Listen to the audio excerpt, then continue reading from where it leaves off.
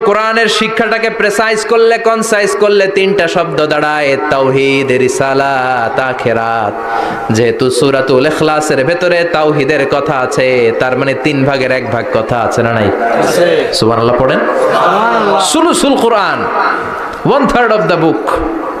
একবার পড়লে 10 পারা, 2 বার পড়লে 20 পারা, 3 বার পড়লে পুরো কোরআনের খতম। কিংবা যে 3টা মেসেজ আল্লাহ দিতে চেয়েছেন পুরো কোরআন দিয়ে, তার একটা এই সূরার ভেতরে আছে না নাই? আছে। চিল্লায় বলেন। আছে। আবার বিশ্বনবী মদিনাতে হিজরতের আগে কোবা পল্লীতে মসজিদ বানালেন, মসজিদে কোবা। হজ করতে গেলে, উমরা করতে গেলে লোকজন এই মসজিদটাতে বড্ড ভিড় করে। কারণ বিশ্বনবী প্রতি শনিবার, প্রতি সপ্তাহের শনিবার এই মসজিদে যেতেন। কি বার? কথা বলেন। এজন্য মদিনাতে গেলে শনিবারে জিয়ারত করা সুন্নাত। প্রতি শনিবারে বিশ্বনবী মসজিদে নববী থেকে হেঁটে হেঁটে হেঁটে হেঁটে এই মসজিদে কুবায় যেতেন। এবং বিশ্বনবী বলেছেন, যারা ঘর থেকে ওযু করে এই মসজিদে কুবায় যে 2 রাকাত নামাজ পড়বে, একটা কবুল উমরা হজের সওয়াব আল্লাহ তার আমলনামায় দিয়ে দিবে। এই মসজিদে, কুবা মসজিদের জন্য বিশ্বনবী একজন ইমাম নির্ধারণ করলেন। ইমাম সাহেবকে বললেন, যাও তুমি নামাজ পড়াও। বিশ্বনবীর অ্যাপয়েন্ট দেয়া ইমাম সাহেব কুবা পল্লীতে যে নামাজ পড়ানো শুরু করলেন। কিন্তু সমস্যা বেড়ে গেল। তিনি মাগরিবের নামাজ, এশার নামাজ আর ফজরের নামাজ, মানে যেই নামাজে আওয়াজ করে কেরাত পড়তে হয়, কয় নামাজে আওয়াজ করে কেরাত? কথা বলেন। কি কি? মাগরিব, এশা, ফজর। এই ইমাম সাহেব ইমামতির চান্স পেয়ে প্রতি রাকাতের নামাজে সূরা ফাতিহা পড়ার পরই সূরা ইখলাস দিয়ে নামাজ শুরু করে, তারপরে আরেকটা সূরা পড়ে। আবার দ্বিতীয় রাকাতে সূরাতুল ফাতিহা পড়ে, আবার সূরা ইখলাস। ফজরের সময়ও সূরা ইখলাস, এশার সময়ও সূরা ইখলাস, মাগরিবের সময়ও এই সূরা। মুসল্লিরা সব খেপে গিয়েছে। সবাই বলে, ও ইমাম সাহেব, ঘটনা কি? খালি কুল হু আল্লাহ পড়েন কেন? আর সূরা নাই আপনার? খালি কুল হু আল্লাহ পাইছেন নাকি? নাগাইশ জামে মসজিদের ইমাম সাহেব মাগরিবের প্রথম রাকাতেও সূরাতুল ইখলাস, দ্বিতীয় রাকাতেও ইখলাস। এশার নামাজের প্রথম রাকাতেও ইখলাস, দ্বিতীয় রাকাতেও ইখলাস। ফজরের রাকাতেও ইখলাস, দ্বিতীয় রাকাতেও ইখলাস। কি করবেন? আজকে ইমামের একদিন কি আমার একদিন। পাইছেন কি আপনি? সবাই বলে, আপনি পাইছেন কি? ইমাম সাহেব কয়, পড়তে মন চাইলে পড়ো, নাইলে অন্য মসজিদে যাও। কারণ এটা বাংলাদেশের সিস্টেমে সভাপতি সেক্রেটারির নিয়োগ দেয়া ইমাম না, নিয়োগ দিয়েছে বিশ্বনবী। আবার ক্যান্সেল করলেও লাগবে বিশ্বনবীরে, ঠিক কিনা? নিয়োগ দিয়েছে বিশ্বনবী, নিয়োগ বাতিল করলেও করবে কে? বিশ্বনবী। মুসল্লির তো কোনো এখতিয়ার নাই। সব মুসল্লিরা মিলে বিশ্বনবীর দরবারে যায়, যে বলে, নবী কি ইমাম সাহেব দিলেন, কুল হু আল্লাহ ছাড়া কিচ্ছু পারে না, খালি কুল হু আল্লাহ। কি এক মুসিবতে আছি। প্রত্যেক নামাজে কুল হু আল্লাহু আহাদ দিয়ে শুরু করে, এরপরে আরেক সূরা পড়ে। ঘটনা কি? বিশ্বনবী বললেন, ইমাম সাহেব রে ডাকো। বিশ্বনবী ইমাম সাহাবীরে বললেন, ও সাহাবী, কেন এই কাজটা করো? তোমার মুসল্লিরা বলে, প্রতি রাকাতে কেন কুল হু আল্লাহ দিয়ে শুরু করো? ঘটনাটা কি? অন্য সূরা পড়ো না কেন? সাহাবী বলে, নবী গো, এই সূরাটারে আমি বড্ড বেশি ভালোবাসি। কারণ ফিহি সিফাতুর রহমান, এই সূরার ভেতরে আমার আল্লাহর পরিচয় আছে গো নবী। এই ছোট্ট সূরার ভেতরে রব্বুল আলামিন যত সুন্দরভাবে নিজের পরিচয়টা বলে দিয়েছে। সব সৈনিক নিয়ে দৌড়, আইজো দৌড়, কাইলো দৌড়। কই যুদ্ধের দরকার নাই, ভিক্ষা লাগবো না, আগে কুত্তা ঠেকান। সব দৌড়, কোন যুদ্ধ ছাড়াই বিশ্বনবী জিতে গিয়েছে। কোন সুবহানাল্লাহ। বিশ্বনবী আল্লাহ শুকরিয়া করলেন। হঠাৎ বিশ্বনবী দেখলেন আকাশের সূর্যের আলো ক্ষীণ হতে শুরু করেছে, কমতে শুরু করেছে। তিনি খেয়াল করে দেখলেন এর কারণ সাইয়েদনা জিবরাইল বিশাল ফেরেশতাদের বহন নিয়ে পৃথিবীতে নেমে আসছেন। পড়েন সুবহানাল্লাহ। এসে বললেন, ইয়া রাসূলুল্লাহ, আমি 1,40,000 ফেরেশতা নিয়ে নেমে এসেছি। আপনি কি জানেন না, ঠিক একটু আগে মদিনাতে আপনার এক প্রিয় সাহাবা, তার নাম হচ্ছে মুআবিয়া ইবনে মুআবিয়া আল মুজানি, একটু আগে শেষ নিঃশ্বাস ত্যাগ করেছে।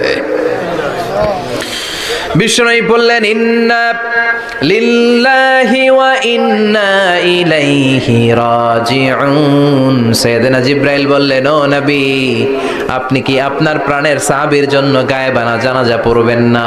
বিশ্বনবী বললেন, অবশ্যই পড়ব। গায়েবানা জানাজা চেনেন তো? এটা পড়া কিন্তু সুন্নাহ। সামনে লাশ নাই, কিন্তু আমি ইমাম, সবাই দাঁড়ালেন পেছনে, আল্লাহু আকবার, 4টা তাকবীর দিয়ে আমরা নামাজ পড়লাম। মৃত ভাইয়ের জন্য দোয়া করলাম, এটার বলে গায়েবানা জানাজা। সুবহানাল্লাহ পড়েন।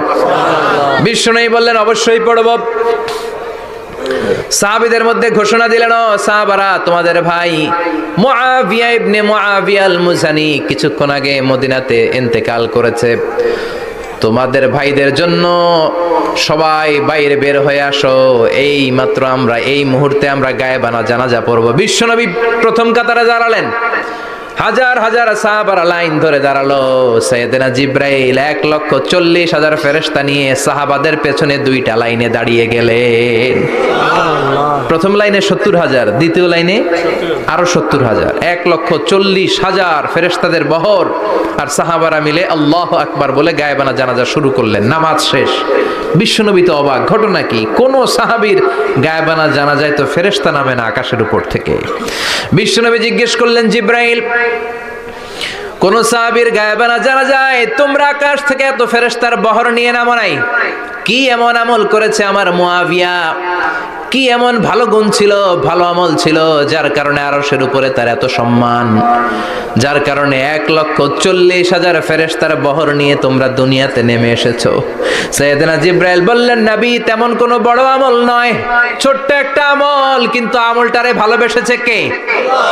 আপনার এই প্রিয় সাহাবী হাঁটতে বসতে চলতে ফিরিতে সব সময় পড়তো কুল হুয়াল্লাহু আহাদ আল্লাহুস সামাদ লাম ইয়ালিদ ওয়া লাম ইউলাদ ওয়া লাম ইয়াকুল লাহু কুফুয়ান আহাদ। পড়েন আল্লাহু আকবার। এজন্য বেশি বেশি সূরাতুল ইখলাস তেলাওয়াত করতে রাজি আছেন তো? ইনশাআল্লাহ। মনে থাকবে?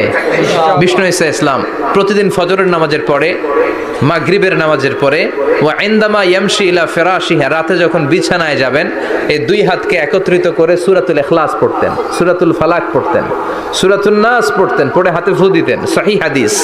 ফু দিয়ে এই ফু দেওয়া হাতটা সারা দেহের মধ্যে ইয়াবদাউ বিহিমা রাসাহু, মাথা থেকে শুরু করে পা পর্যন্ত এভাবে মেসেজ করে দিতেন, মালিশ করে দিতেন। সুবহানাল্লাহ পড়েন। This is a protection you take from your Lord, from all the bad eyes, evil eyes, সব হিংসুকের চোখ থেকে, হিংসা থেকে, সব জাদুটোনা থেকে, সব ব্ল্যাক ম্যাজিক থেকে আপনি প্রোটেকশন চাইলেন কার কাছে? আল্লাহর কাছে। সকালবেলা যদি এই 3টা সূরা পড়ে ফু দেন, এটাকে আরবিতে বলে কুল আস-সালাসা, কারণ এই 3টা সূরা শুরুতেই কুল আছে না নাই? আছে। কুল হুয়াল্লাহু আহাদ, কুল আউযু বিরাব্বিল ফালাক, কুল আউযু বিরাব্বিন নাস। এজন্য 3টাকে আরবিতে বলে কুল আস-সালাসা, মানে 3 কুল। কি বলে? 3 কুল। সূরাতুল ইখলাস, সূরাতুল ফালাক, সূরাতুন নাস। ফজরের পরে, মাগরিবের পরে আর বিছানায় যাওয়ার সময় 2 হাত একত্রিত করে ফু দিবেন, সারা গায়ে মেসেজ করবেন। মনে থাকবে? আজকে থেকে মনে থাকবে তো? কালকে থেকে এটার আমল করা যাবে না? আবার মা এসে বলতেন, আমার যদি স্বাস্থ্য খারাপ লাগতো, নবীর কাছে দোয়া চাইতে যাইতাম, বলতাম, নবী স্বাস্থ্যটা খারাপ, কি করব? বিশ্বনবী বলতেন, তুমিও সূরাতুল ইখলাস, সূরাতুল ফালাক, সূরাতুল নাস পড়ে হাতের মধ্যে ফু দিয়ে সারা দেহে মালিশ করে দাও। সুবহানাল্লাহ পড়েন। বিশ্বনবীর প্রতিদিনকার একটা আমল, দৈনন্দিন একটা আমল। আবার বিশ্বনবী একবার সিজদায় পড়ে আছেন, হঠাৎ করে লাদাগাতহু আকরাব, একটা বিচ্ছু পোকা বিশ্বনবীকে কামড় দিল। এটাও সহিহ হাদিস। প্রচন্ড ব্যথা। বিচ্ছু পোকার কামড় যারা খেয়েছেন তারাই জানেন ব্যথা কেমন, বেশি না কম? বিচ্ছু চিনেন তো? কি বলেন আগাইছে? বিচ্ছু কয়। এই বিচ্ছু পোকা কামড় দিয়েছে, প্রচন্ড ব্যথা পেয়েছে বিশ্বনবী। বিশ্বনবী বললেন, লানাতুল্লাহি আলাল আকরাব, এই বিচ্ছুর উপর আল্লাহর লানত। মুসল্লিও চিনে না, নবীও চিনে না, কামড় তো দিয়ে বসছে। বিশ্বনবী বললেন, লবণের পানি গরম দাও। লবণের পানি আনা হলো। বিশ্বনবী বললেন, আঙ্গুলের মধ্যে ঢালো। পানি ঢালতে শুরু করা হলো, আর বিশ্বনবী পড়তে আরম্ভ করলেন, কুল হুয়াল্লাহু আহাদ আল্লাহুস সামাদ লাম ইয়ালিদ ওয়া লাম ইউলাদ ওয়া লাম ইয়াকুল লাহু কুফুয়ান আহাদ। পড়েন আল্লাহু আকবার। এজন্য সূরাতুল ইখলাস, এটা যেন আমাদের দৈনন্দিনকার একটা আমল হয়, প্রতিদিন যেন আমরা এটা পড়ি, তাহলে আমল নামা সওয়াব দিয়ে পূর্ণ করে দিবে কে? এই মাক্কি সূরাটি কেন এবং কোন সিচুয়েশনে কোন পরিস্থিতিতে মক্কায় নাজিল হলো তার একটা ব্যাকগ্রাউন্ড আছে। এটাকে বলে শানে নুজুল। কেন নাজিল হলো শুনতে মনে চায়? কষ্ট হচ্ছে না তো? আলোচনা কি কঠিন হচ্ছে না সহজ? আন্ডারস্ট্যান্ডেবল, বোধগম্য হচ্ছে? বোঝা যায় না? বোঝা যায়? আলহামদুলিল্লাহ পড়েন।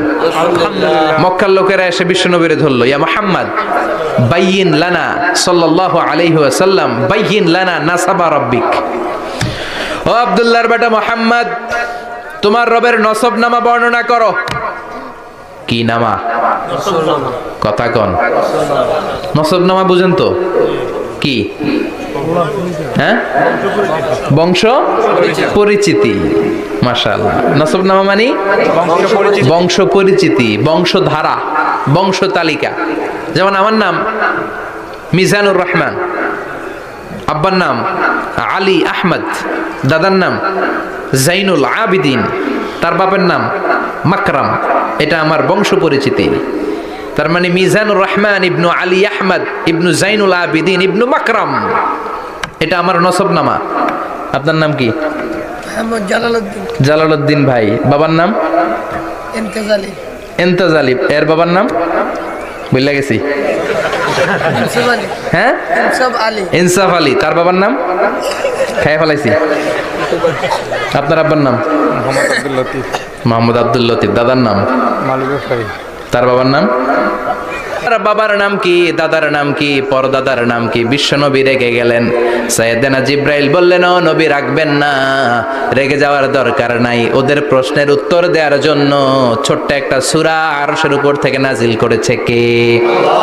ও নবী, ওদের মুখের উপর আপনি শক্ত ভাষায় বলে দেন আল্লাহর কোন নসবনামা নাই, আল্লাহর বাবা দাদা কিচ্ছু নাই। আপনি পড়েন কুল হুয়াল্লাহু আহাদ আল্লাহুস সামাদ লাম ইয়ালিদ ওয়া লাম ইউলাদ ওয়া লাম ইয়াকুল লাহু কুফুয়ান আহাদ। পড়েন সুবহানাল্লাহ।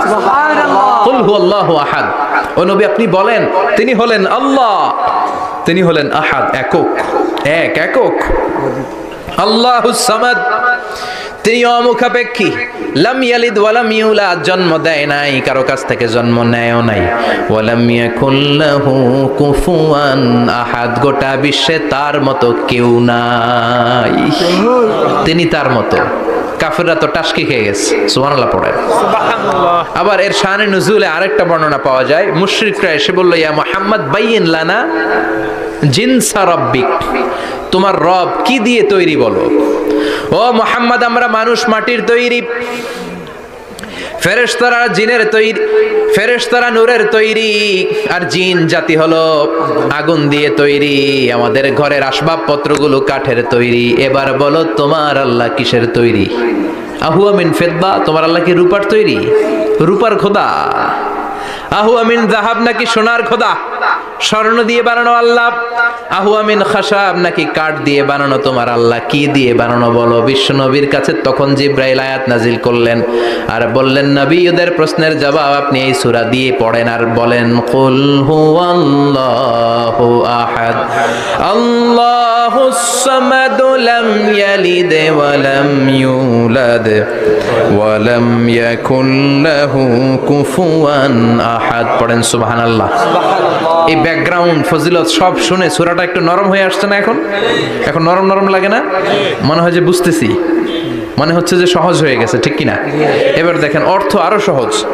আল্লাহ বললেন কুল, কুল মানে বলো। কোরআনের যত জায়গায় কুল পাবেন, রব্বুল আলামিন তার পেয়ারা হাবিবকে অর্ডার করছেন কুল মানে বলো, সে ও মাই মেসেঞ্জার সে, বলো। কুল মানে কি? বলো। কুল মানে বলো। হে নবী আপনি বলেন হু আল্লাহ, তিনি হচ্ছেন আল্লাহ, আর তিনি হচ্ছেন আহাদ, অদ্বিতীয়, এক এবং একক, অদ্বিতীয়। তাহলে প্রথমে বলতে বললেন, ও নবী আমার সব পরিচয় দেওয়ার আগে আগে নামের পরিচয় দেন। জোরে কোন ঠিক কিনা? আগে ওদের বলে দেন আমার নাম হলো আল্লাহ। আমার নাম কি? কুল হু আল্লাহ। নবী আপনি বলেন তিনি হলেন আল্লাহ, তিনি কে? আল্লাহ বলছেন ইন্নানি আনাল্লাহু লা ইলাহা ইল্লা আনা ফা'বুদনি ওয়া আকিমিস সালাতা লিযিকরি। ইন্নানি আনাল্লাহ, আমি হলাম আল্লাহ। তিনি কে? জোরে বলেন আল্লাহ। আল্লাহর নামটা মুখে নিতে কেমন লাগে? আল্লাহর নামটা ডাকতে ভালো লাগে? সবার ভালো লাগে? প্রাণ ভরে যায়, হৃদয় শীতল হয়, ঠান্ডা ঠান্ডা লাগে ভেতরে? তাহলে চিৎকার দিয়ে আল্লাহর ডাক দেন, বলেন আল্লাহ। আর জোরে আল্লাহর ডেকে বলেন ইয়া আল্লাহ। গলা ফাটিয়ে ডাক দেন, বলেন আল্লাহ। আল্লাহ বললেন আমার প্রথম পরিচয় হলো আমি আল্লাহ, আমার নাম হলো আল্লাহ। আল্লাহর নাম রাখছে কে? আল্লাহ। কথা কন। আমার নাম রাখছে আমার বাবা, আপনার নাম রাখছে আপনার দাদা, কিন্তু আল্লাহর বাবা আছে নাকি? থাকলে রাখতো, দাদা থাকলে দাদায় রাখতো, কিন্তু আল্লাহর কি বাপ আছে? দাদা নানা? আল্লাহর পিসা হুজুর আছে? অনেকের নাম পিসা হুজুরে রাখে, আছে না নাই? দোয়ার জন্য হুজুর আমি আপনার মুরিদ হুজুর, আমার একটা ছেলে হয়েছে, আপনার নাম রাখা দেন। পরে বলে যে পীর সাহেব হুজুরের নাম রাখছিল, নাগাইশের পীর সাহেব মোস্তাক ফয়জি সাহেব নাম রাখছিল আমার ছেলের, আছে না নাই? আল্লাহর এরকম পীর সাহেব আছে নাকি? আল্লাহর দাদা বাবা আছে নাকি? এজন্য আল্লাহ বলেন আমার নামটা আমি আল্লাহ নিজেই রেখেছি। পড়েন সুবহানাল্লাহ। আবার এই পৃথিবীতে আল্লাহ ছাড়া আর কারো নাম কোনোদিন আপনি আল্লাহ শুনেছেন নাকি? শুনে থাকলে হাত তোলেন। শুনছেন? বাংলাদেশে কত মানুষ? 16 কোটি, 17 কোটি, 18 কোটি। কইতে থাকেন 20 কোটি নিয়ে যান এমনি। আসলে কয় কোটি? 18 কোটি মনে হয় বর্তমানে। 16 কোটি তো অনেক আগের হিসাব। 18 কোটি মানুষ এই দেশে। এই 18 কোটি মানুষের মধ্যে কারো নাম আল্লাহ শুনছেন? কথা কন। আমেরিকাতে, এত বড় মহাদেশ, পুরো আমেরিকায় কারো নাম আল্লাহ? গোটা বিশ্বে আরেকজনের নাম আল্লাহ আছে? এমনকি ফেরাউন, সেও নিজের আল্লাহ বলে নাই। ফেরাউনের মতো এত কুখ্যাত ইন্টারন্যাশনাল সন্ত্রাসী আসে। ফেরাউন ইন্টারন্যাশনাল ওয়া মা ফিল আরদি ওয়া হুয়া বিকুল্লি শাইইন আলিম। এবার লিল্লার লামটা যদি কেটে দেন থাকে লাহু। লাহু দিয়ে কোরআনে পরিচয় আছে না নাই? একটা দুইটা? কথা বলেন। লাহুল মুলকু ওয়া লাহুল হামদু ওয়া হুয়া আলা কুল্লি শাইইন কাদির। এবার লাহুর লামও যদি বাদ দিয়ে দেন হয় না? হয় নাকি? দ্বিবচন হয় না, স্ত্রীলিঙ্গ হয় না। হয়? আল্লাহর স্ত্রীলিঙ্গ আছে? বহুবচন আছে? কিন্তু ঈশ্বরের স্ত্রীলিঙ্গ আছে না নাই? কথা কন। কি? ঈশ্বরী। ভগবানের? আপনাদের এখানে আসার সময় মনে হয় দেখলাম ভগবান হাই স্কুল বা ভগবান প্রাথমিক বিদ্যালয়। ব্রাহ্মণপাড়া? কি নাম? ভগবান হাই স্কুল। ভগবতী নাই? নাই? আহা, ওদের ভগবান হয়, ওদের ভগবতী হয়, ওদের গড হয়, ওদের গডেস হয়, ওদের ঈশ্বরী হয়, ওদের ঈশ্বর হয়। আল্লাহর কোনো পরিবর্তন আছে নাকি? চিল্লায় বলেন আল্লাহ একজন, তার কোনো পরিবর্তন নাই। আমরা বললাম আল্লাহ বুঝেছি তোমার অনেক ক্ষমতা, তোমার নামটা বড় মধুর নাম, প্রতিটা অক্ষর আলাদা করলেও পরিচয় পাওয়া যায়। তোমার আসল নাম আল্লাহ, কিন্তু এই যে তুমি আল্লাহ, তুমি কতদিন ধরে আল্লাহ? কতদিন? কবে থেকে আছো? কতদিন থাকবা? প্রশ্ন আসে না নাই? মাঝে মাঝে প্রশ্ন আসে না উনি কয়দিন ধরে আছে? কতদিন ধরে ওনার এত ক্ষমতা? কতদিন পর্যন্ত ওনার এই ক্ষমতা কন্টিনিউ করবে? প্রশ্ন হয়? হয় না? কথা বলেন। সে উত্তর আল্লাহ দিলেন। আল্লাহ বললেন হুয়াল আউয়ালু ওয়াল আখিরু ওয়াল যাহিরু ওয়াল বাতিন ওয়া হুয়া বিকুল্লি শাইইন আলিম। আল্লাহ বললেন আমি প্রথম, আমি শেষ, আমি প্রকাশ্য, আমি গোপন, সূচনাহীন, অতীত কাল থেকে আমি আল্লাহ আছি, শেষহীন, সীমানাহীন, ভবিষ্যৎ পর্যন্ত থাকবো। তিনি কবে থেকে আছেন? সূচনাহীন অতীত না, প্রথম থেকে না, সূচনাহীন অতীত। ভালো ব্যাখ্যা হচ্ছে সূচনাহীন। প্রথম থেকে বলে আল্লাহ এটাই বুঝালেন সূচনাহীন অতীত, এমন অতীত যেটার সূচনা নাই, আবার এমন ভবিষ্যৎ যেটার শেষ নাই। তার মানে প্রথমেও তিনি, শেষেও তিনি, প্রকাশ্যেও তিনি, গোপনেও তিনি। জোরে কোন ঠিক কিনা? প্রথমে আল্লাহ আল্লাহ, শেষেও আল্লাহ আল্লাহ, আকাশে আল্লাহ আল্লাহ, জমিনে আল্লাহ আল্লাহ। পড়েন, প্রথমে আল্লাহ আল্লাহ, শেষেও আল্লাহ আল্লাহ, আকাশে আল্লাহ আল্লাহ, জমিনে আল্লাহ আল্লাহ। নিখিল জাহান গায় গুণগান তার নামে গায়, আমরাও গাহি তাআলা হামদে বারি তাআলা, হামদে বারি তাআলা, হামদে বারি তাআলা। সুবহানাল্লাহ পড়েন। প্রথমেও তিনি, শেষেও তিনি, আজানেও তিনি, একামতেও তিনি। আজানের প্রথম শব্দ কি? আল্লাহ। জোরে বলেন আল্লাহ। আবার একামতের শুরুতে উনি আছেন না নাই? আবার জিলহজ মাসে ঈদুল আজহার সময় যখন আমরা কুরবানি করি তখন কার নাম? আল্লাহর নাম। ছুরিটা জবাই দেওয়ার সময় কি বলি? আল্লাহ। আবার জিকির করি কার নামে? আল্লাহ। তার মানে আজানে আল্লাহ আল্লাহ, একামাতে আল্লাহ আল্লাহ, কুরবানিতে আল্লাহ আল্লাহ, জিকিরে আল্লাহ আল্লাহ। ঠিক কি না? বলেন, আজানে আল্লাহ আল্লাহ, একামাতে আল্লাহ আল্লাহ, কুরবানিতে আল্লাহ আল্লাহ, জিকিরে আল্লাহ আল্লাহ। নিখিল জাহান গায়ে গুণগান তার নামে গায়, আমরাও গাহি তাআলা হামদে বারি তাআলা, হামদে বারি তাআলা, হামদে বারি তাআলা। চিল্লায় পড়েন আল্লাহু আকবার। আর জোরে আল্লাহু আকবার। আবার তিনি এমন সত্তা যার কোনো ঘুম নাই, তন্দ্রা নাই। সারাদিন কাজ করার পরে রাত্রিবেলা আমরা ঘুমিয়ে যাই, আল্লাহ ঘুমায় নাকি? জোরে বলেন, লা তাখুযুহু সিনাতুন ওয়ালা নাওম, never sleeps nor slumber overtaxing। ঘুমও নাই, তন্দ্রাও নাই। সুবহানাল্লাহ। সাইয়েদনা মুসা আলাইহিস সালাম বললেন, আল্লাহ সারাদিন কাজ করার পরে আমরা ঘুমিয়ে যাই, আয়াগলিবুকান নাওম, আপনার কি ঘুমে ধরে না? জি। আয়াগলিবুকান নাওম, ঘুম কি আপনাকে পাকড়াও করে? আপনার কি ঘুমে ধরে না? আমি তো সারাদিন ছাগল চড়াই, বনি ইসরাইলের মধ্যে দাওয়াতি কাজ করি, ক্লান্ত শ্রান্ত শরীর রাত্রিবেলা ঘুমিয়ে পড়ে, আপনার কি ঘুমে ধরে না? শুনতেছেন? জি। মনোযোগ আছে না গেছে? আছে। কষ্ট হচ্ছে? জি না। তাকবীর দেন, লিল্লাহি তাকবীর। আল্লাহু আকবার। আর জোরে পড়েন, লিল্লাহি তাকবীর। আল্লাহু আকবার। আয়াগলিবুকান নাওম, আল্লাহ আপনার কি ঘুমে ধরে? আল্লাহ বললেন, মুসা তুর পাহাড়ের উপরে দাঁড়াও, দুইটা গ্লাসের ভেতরে পানি নাও, পানি নিয়ে তুর পাহাড়ের উপরে ঠায় দাঁড়িয়ে থাকো। সাইয়েদনা মুসা আলাইহিস সালাম পানি ভর্তি দুইটা গ্লাস নিয়ে দাঁড়িয়ে রইলেন। আবার জিজ্ঞেস করতে শুরু করলেন, আল্লাহ আয়াগলিবুকান নাওম, আপনার কি ঘুমে ধরে? আল্লাহ বললেন, no talk, no more question, কোনো কথা নাই, দাঁড়িয়ে থাকো। সাইয়েদনা মুসা আলাইহিস সালাম দাঁড়িয়ে রইলেন। 1 ঘন্টা পরে আবার আল্লাহরা জিজ্ঞেস করলেন, আল্লাহ আয়াগলিবুকান নাওম, আপনার কি ঘুমে ধরে?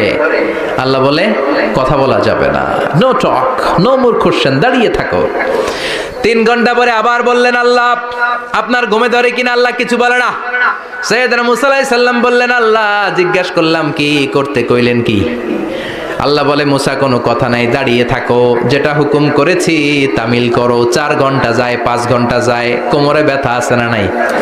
মশার কামড় আছে না নাই? আর ঘুমকে আল্লাহ অর্ডার করলেন, ও ঘুম, মুসাকে তুই চেপে ধর। কি কর?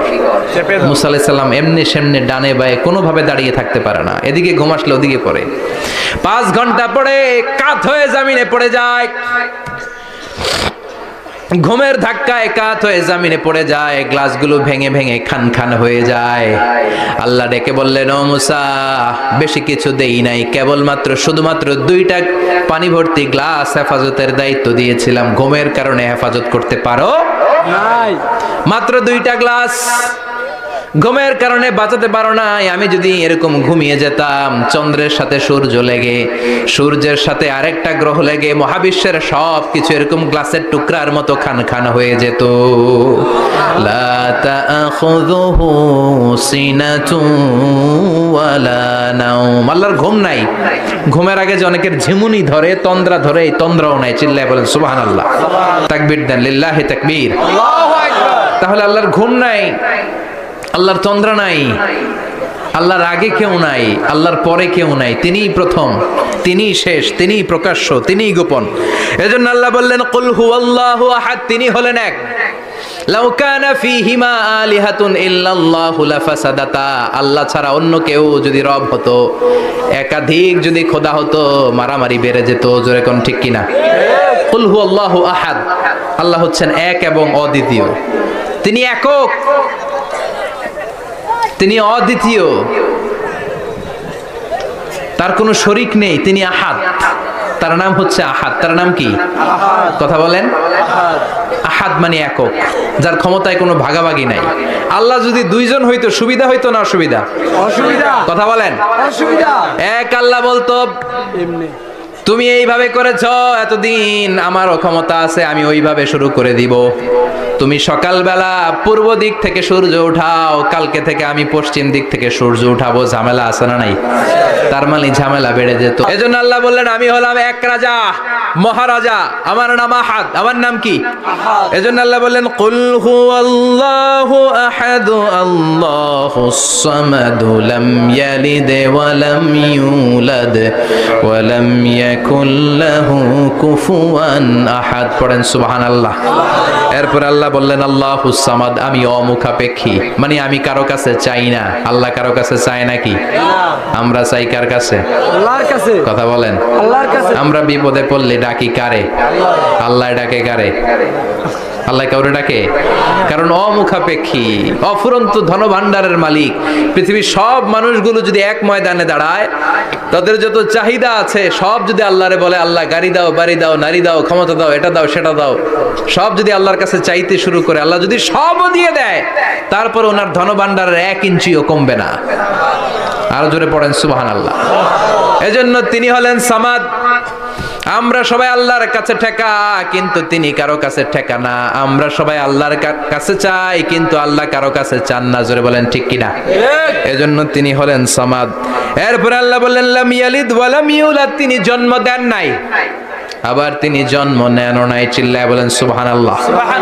মুশরিকরা বলতো আল মালাইকাতু বানাতুল্লাহ, ফেরেশতারা আল্লাহর মেয়ে। নাউজুবিল্লাহ পড়বেন না? নাউজুবিল্লাহ। ইহুদিরা বলে উযাইর আলাইহিস সালাম আল্লাহর ছেলে, খ্রিস্টানরা বলে ঈসা আলাইহিস সালাম আল্লাহর ছেলে, আর আমরা বলি কুল হুয়াল্লাহু আহাদ আল্লাহুস সামাদ লাম ইয়ালিদ ওয়া লাম ইয়াকুল লাহু কুফুয়ান আহাদ। তার মতো কেউ নাই। লাইসা কামিসলিহি শাই, তার মতো কেউ নাই। তিনি তার মতো। তিনি কে? চিল্লায় বলেন তিনি কে?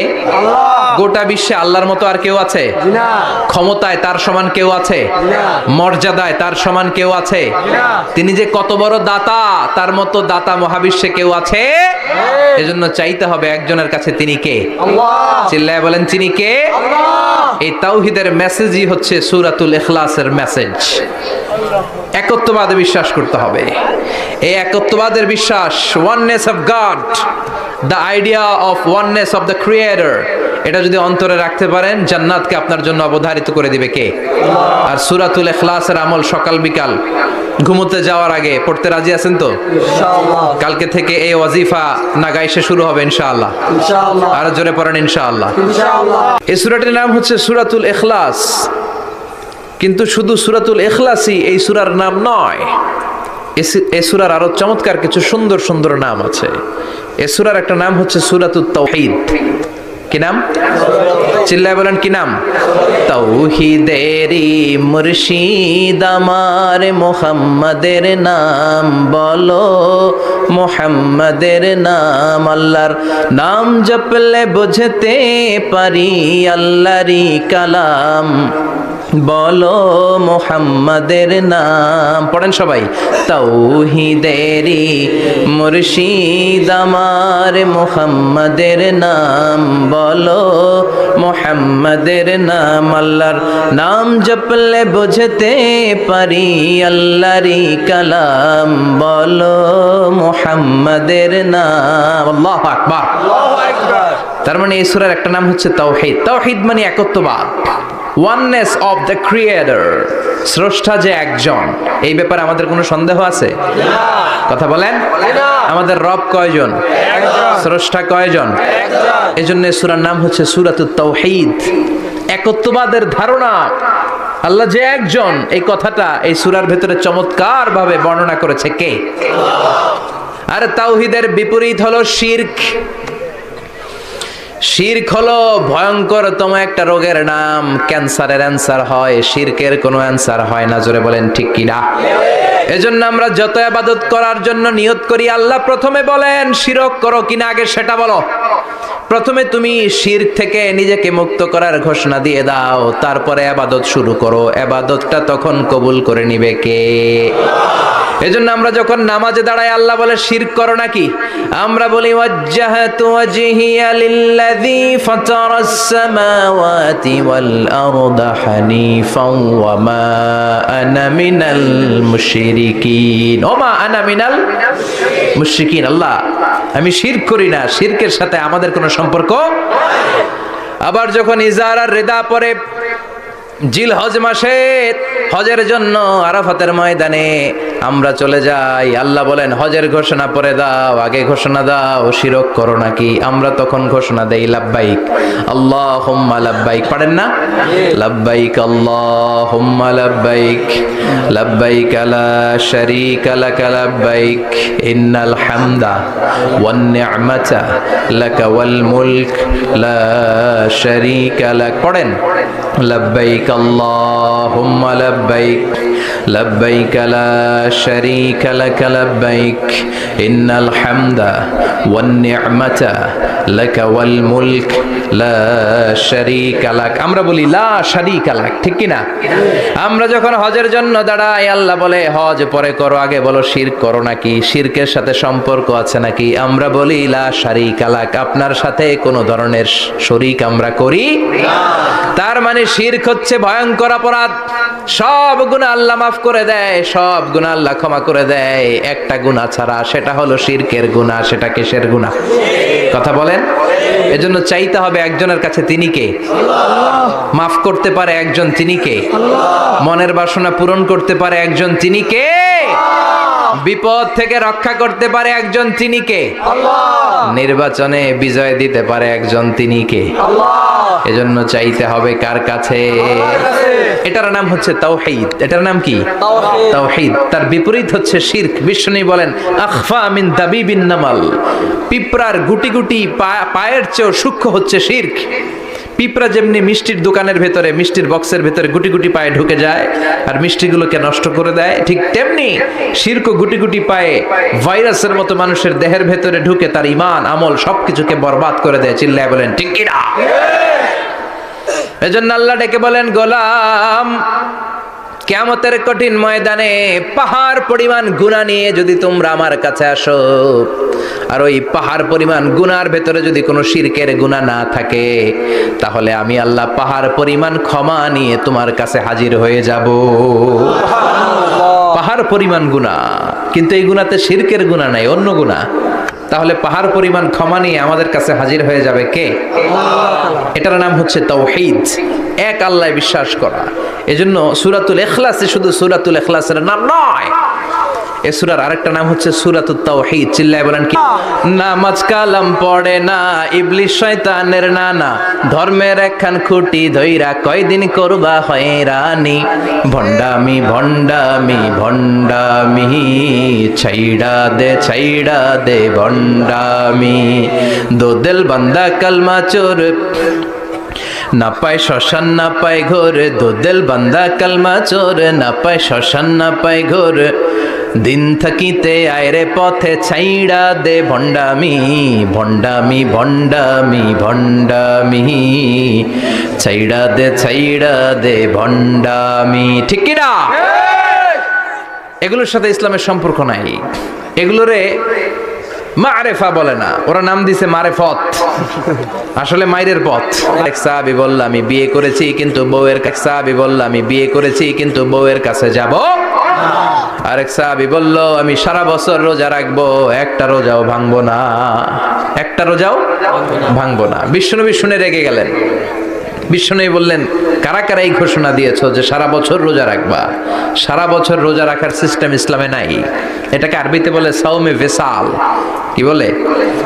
সারা বছর রোজা রাখলে কোনো সওয়াব হবে? কথা কন, হবে? কোনো সওয়াব হবে না। সারা রাত তাহাজ্জুদ পড়লে সওয়াব হবে? কোনো সওয়াবই নেই। আপনাকে ঘুমাতে হবে, আবার তাহাজ্জুদও পড়তে হবে, আবার ঘুমাতে হবে, আবার ফজরের নামাজে প্রথম কাতারে থাকতে হবে। চিল্লায় বলেন ঠিক কি না? এজন্য ইসলাম হলো ভারসাম্যপূর্ণ জীবন বিধান। ছেলে মেয়ে রেখে দিয়ে, সমাজ রেখে দিয়ে, কাজকর্ম রাজ্য রেখে দিয়ে আপনি সন্ন্যাসী সেজে বসে থাকলেন, এটার নাম ইসলাম না। বিশ্বনবী হচ্ছে গোটা বিশ্বের মানুষদের জন্য model, as a teacher, as a father, as a commander, as a messenger, as a lawgiver, as a lawmaker, as a reformer of the society, as a philosopher, Muhammad is the superman of the world. চিল্লায় কোন ঠিক কি না? তিনি শিক্ষক হিসেবেও সেরা, তিনি বাবা হিসেবেও সেরা। তিনি সাইয়্যিদাতুনা ফাতিমাকে এত ভালোবাসতো, বিশ্বনবী বলতেন ফাতেমা আমার কলিজার টুকরা, যে ফাতেমারে কষ্ট দেয় সেজন্য আমি বিশ্বনবীরে কষ্ট দেয়। সফরে গেলে সবার শেষে ফাতিমার সাথে দেখা করে সফরে বেরোতেন, আবার সফর শেষ করে ঘরে ঢোকার সময় সবার আগে বিশ্বনবী ফাতেমার সাথে দেখা করে নিতেন। কি সুন্দর ফ্যামিলি লাইফ। তার মানে বাবা হিসেবে সেরা, আবার নানা হিসেবে সেরা।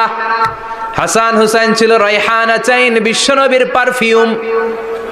বিশ্বনবী বলতেন রায়হানা চাইনি ফিদ দুনিয়া, হাসান এবং হুসাইন হলো দুনিয়ার বুকে আমার সুগন্ধি। হাসান হুসাইনের দেহের মধ্যে এমন কোনো জায়গা নাই যেই জায়গায় বিশ্বনবীর দুইটা ঠোঁট লাগে নাই। হাসান হুসাইনের দেহের প্রতিটা জায়গায় বিশ্বনবী চুমু দিয়েছেন। হাসান কোলে উঠলে হুসাইন উঠতে চাইতো, হুসাইন উঠতে চাইলে হাসান উঠতে চাইতো। বিশ্বনবীকে ঘোড়া বানিয়ে হাসান কাঁধে উঠতো, আবার হাসানকে নামিয়ে দিয়ে হুসাইন কাঁধে উঠতো। তার মানে নানা হিসেবে সেরা। জোরে বলেন ঠিক কিনা? নবী হিসেবে সেরা। বিশ্বনবীর সাথে গোটা বিশ্বের কোন নবীর কোনো তুলনা চলে নাকি? কোনো তুলনা চলে না। সব দিক দিয়ে তিনি সেরা, সবার জন্য আদর্শ। এই জন্য ইসলাম হচ্ছে it's a very balanced religion, ভারসাম্যপূর্ণ জীবন বিধান। আপনার যা মন চাইবে মারেফতের নামে আপনি চাইলেই করতে পারবেন। বিশ্বনবীর শেখানো সুন্নাহ পথে চললে অল্প করলেও এটাতে বরকত দিবে কে? আল্লাহ। অল্পতেও সওয়াব দিবে কে? আল্লাহ। এজন্য সূরার একটা নাম হলো সূরাতুল মা'রিফা। মা'রিফা মানে জানা বা চিনা। এই সূরা পড়লে আল্লাহরে জানা যায়, এই সূরা পড়লে আল্লাহকে চেনা যায়। চিল্লায় বলেন ঠিক কিনা? তার মানে দুইটা নাম জানলাম। একটা হচ্ছে সূরাতুত তাওহীদ। চিল্লায় বলেন কি নাম? সূরাতুত তাওহীদ। চিল্লায় কইছেন? চিল্লায় বলেন কি নাম? দুই নম্বরে হলো সূরাতুল মা'রিফা। কি নাম? সূরাতুল মা'রিফা। তিন নম্বর হলো সূরাতুস সমাদ। সূরাতুল ইখলাসের আরেক নাম সূরাতুস সমাদ, কারণ সমাদ শব্দটা এই সূরার ভেতরে আছে না নাই? কুল হুয়াল্লাহু আহাদ আল্লাহুস সামাদ লাম ইয়ালিদ ওয়া লাম ইউলাদ ওয়া লাম ইয়াকুল লাহু কুফুয়ান আহাদ। তার মানে সমাদ কার নাম? চিল্লায় বলেন আল্লাহর নাম। সমাদ হচ্ছে আল্লাহর নাম। সমাদের বিপরীত হচ্ছে সনাম। সমাদ শব্দের বিপরীত কি? সনাম। সনাম মানে মূর্তি। সনাম মানে কি? স্ট্যাচু। সনাম মানে মূর্তি। বিশ্বনবীর জামানাতে এক পৌত্তলিক, সে সব সময় মূর্তির ইবাদত করত, মূর্তিকে বগল দাবা করে রাখতো। এখানে এত ডিস্টার্ব হচ্ছে কেন? এদিক দিয়ে আওয়াজ, ওদিক দিয়ে ক্যামেরার ফ্ল্যাশ, এত ঝামেলা কেন? কোরআনের তাফসিরে আসছেন, মনোযোগ দিয়ে বসেন। কি বলা হচ্ছে শুনবার চেষ্টা করেন, হৃদয়টাকে আলোকিত করবার চেষ্টা করেন। আওয়াজ হবে না, বসে যান, বসে যান, কেউ কথা বলবেন না। এই সূরার আরেকটা নাম হচ্ছে সূরাতুস সামাদ। কি নাম? মনোযোগ আছে না গেছে? আছে। তাহলে আওয়াজ করে বলেন কি নাম? সামাদ। সামাদ হচ্ছে আল্লাহর নাম, আর তার বিপরীত হচ্ছে সানাম। তার বিপরীত কি? সানাম মানে মূর্তি। বিশ্বনবীর জামানায় এক লোক মূর্তির ইবাদত করত, মূর্তিটারে সব সময় আদর করত, মূর্তিটারে সব সময় ভালোবাসতো, সোহাগ করতো, মূর্তির কাছে চাইতো, রাত্রিবেলা উঠে মূর্তির কাছে কেঁদে কেঁদে মনের দুঃখ বলতো আর জিকির করতো সানাম সানাম সানাম। আর সানামের বিপরীত কি? সমাদ। একদিন তার প্রিয় মূর্তিটাকে রেখে, তার কল্পিত খোদাটাকে রেখে সে বাজারে গেল। বাজার থেকে এসে দেখে তার মূর্তি গোসল করে দাঁড়ায় আছে, উপরে পানি, গোসল করা পানি। He thought it is the water of mercy and বারাকা। সে ভাবলো যেহেতু আমার খোদার গায়ের পানি, এটা রহমতের পানি হবে। কথা বলেন, খোদায় যদি গোসল করে খারাপ পানি দিয়ে করবে নাকি? কথা কয় না, এটা অনেক দামি পানি হবে, এটা নিশ্চয়ই বরকতের পানি হবে। He thought it is the water of mercy and blessings and water of rahmah। সে ভাবলো এটা রহমতের পানি, এই পানিকে তো এমনি মিস করা যায় না। যত রোগ আছে সব রোগের নিয়তে এখনই খাওয়া শুরু করে দেই। জিহ্বা দিয়ে চাটতে শুরু করেছে। Started to suck it, the water of barakah. When he started to suck it, he found the taste is little bit weird. The taste is bitter. স্বাদটা একটু কটা কটা লাগে, লোনা লোনা লাগে, টক টক লাগে। বাট সে মনে মনে ভাবে এটা তো রহমতের পানি, ইট শুড বি সুইটার, এটা তো মিষ্টি হওয়ার কথা। কি হওয়ার কথা? মিষ্টি। It should be sweeter but it is bitter. স্বাদটা কেমন টক টক, কটা কটা, লোনা লোনা, লবণ লবণ লাগে। ঘটনা কি? রহমতের পানি, খোদার গায়ের পানি, এটা কটা হবে কেন? খুঁজতে লাগলো কোনো কিছু ঘটছে কিনা। আশেপাশে তাকায় দেখে হাদিসে এসেছে সালাবান। সালাব মানে কি কে জানে? কুত্তা না, খ্যাকশিয়াল। আসলে কি? খ্যাকশিয়াল। আমরা বলে ফেলি যে কুকুর, আসলে দুইটা কুকুর সে দেখতে পেল, আর দেখলো এখনো রহমতের পানি পড়তেছে জায়গা দিয়ে, জায়গা দিয়ে রহমতের পানি ইজ ড্রপিং ডাউন, পানি পড়ছে এখনো। বুঝতে আর বাকি রইল না আসলে এটা রহমতের পানি না, এটা গজবের পানি। কথা বলেন, রেগে মেগে আগুন। ঘটনা কি? এতদিন ভাবতাম খোদা, এখন দেহি হুদা। রাতের ঘুম নষ্ট করে কত রাত কেঁদেছি, কত রাত মনের কথাগুলো তাকে আমি বলেছি, এখন দেহি হুদা। আগে ভাবতাম খোদা, আসলে তো এইটা আমার কিচ্ছু করতে পারবে না, এটার এখন সাইজ করার সময় আসছে। কথা কন। মূর্তিটাকে নিয়ে জমিনের মধ্যে আছড়াতে শুরু করলো, ভাঙতে ভাঙতে হাত আলাদা করলো, খোদার হাত পা সব আলাদা করে ফেলছে। খোদারে মাইরা সাইজ করে তুরজা করে ফেলাইছে। হাত পা, খোদার হাত পা নিয়ে বিশ্বনবীর কাছে চলে গিয়েছে, যে বলে আব্দুল্লাহর বেটা মোহাম্মদ, বড্ড ভুলের ভেতরে আমি ছিলাম। এই নাম কল্পিত খোদা, এই মূর্তি আমারে কিছু করতে পারবে না। যে নিজেকে খ্যাকশিয়ালের পেশাব থেকে নিজের দেহটারে বাঁচাতে পারে না, এই খ্যাকশিয়ালের পেশাব থেকে যে নিজের রক্ষা করতে পারলো না, সে কিয়ামতের দিন কঠিন মুসিবতের কালে জাহান্নামের আগুন থেকে আমারে কেমনে বাঁচাবে? কেমনে বাঁচাবে? আমি আর এই কল্পিত খোদার ইবাদত করতে চাই না, আপনি আমাকে শাহাদা পড়িয়ে দেন। কি পড়িয়ে দেন? শাহাদাত। ঝিনুকের ভেতর লুকিয়ে থাকে যেমন মতি, ঝিনুকের ভেতর লুকিয়ে থাকে যেমন মতি, কলমা শাহাদাতে আছে আল্লাহর জ্যোতি, কলমা শাহাদাতে আছে আল্লাহর জ্যোতি। পড়েন সবাই। ঝিনুকের ভেতর লুকিয়ে থাকে যেমন মতি, ঝিনুকের ভেতর লুকিয়ে থাকে যেমন মতি, কলমা শাহাদাতে আছে আল্লাহর জ্যোতি, কলমা শাহাদাতে আছে আল্লাহর জ্যোতি। পড়েন আল্লাহু আকবার।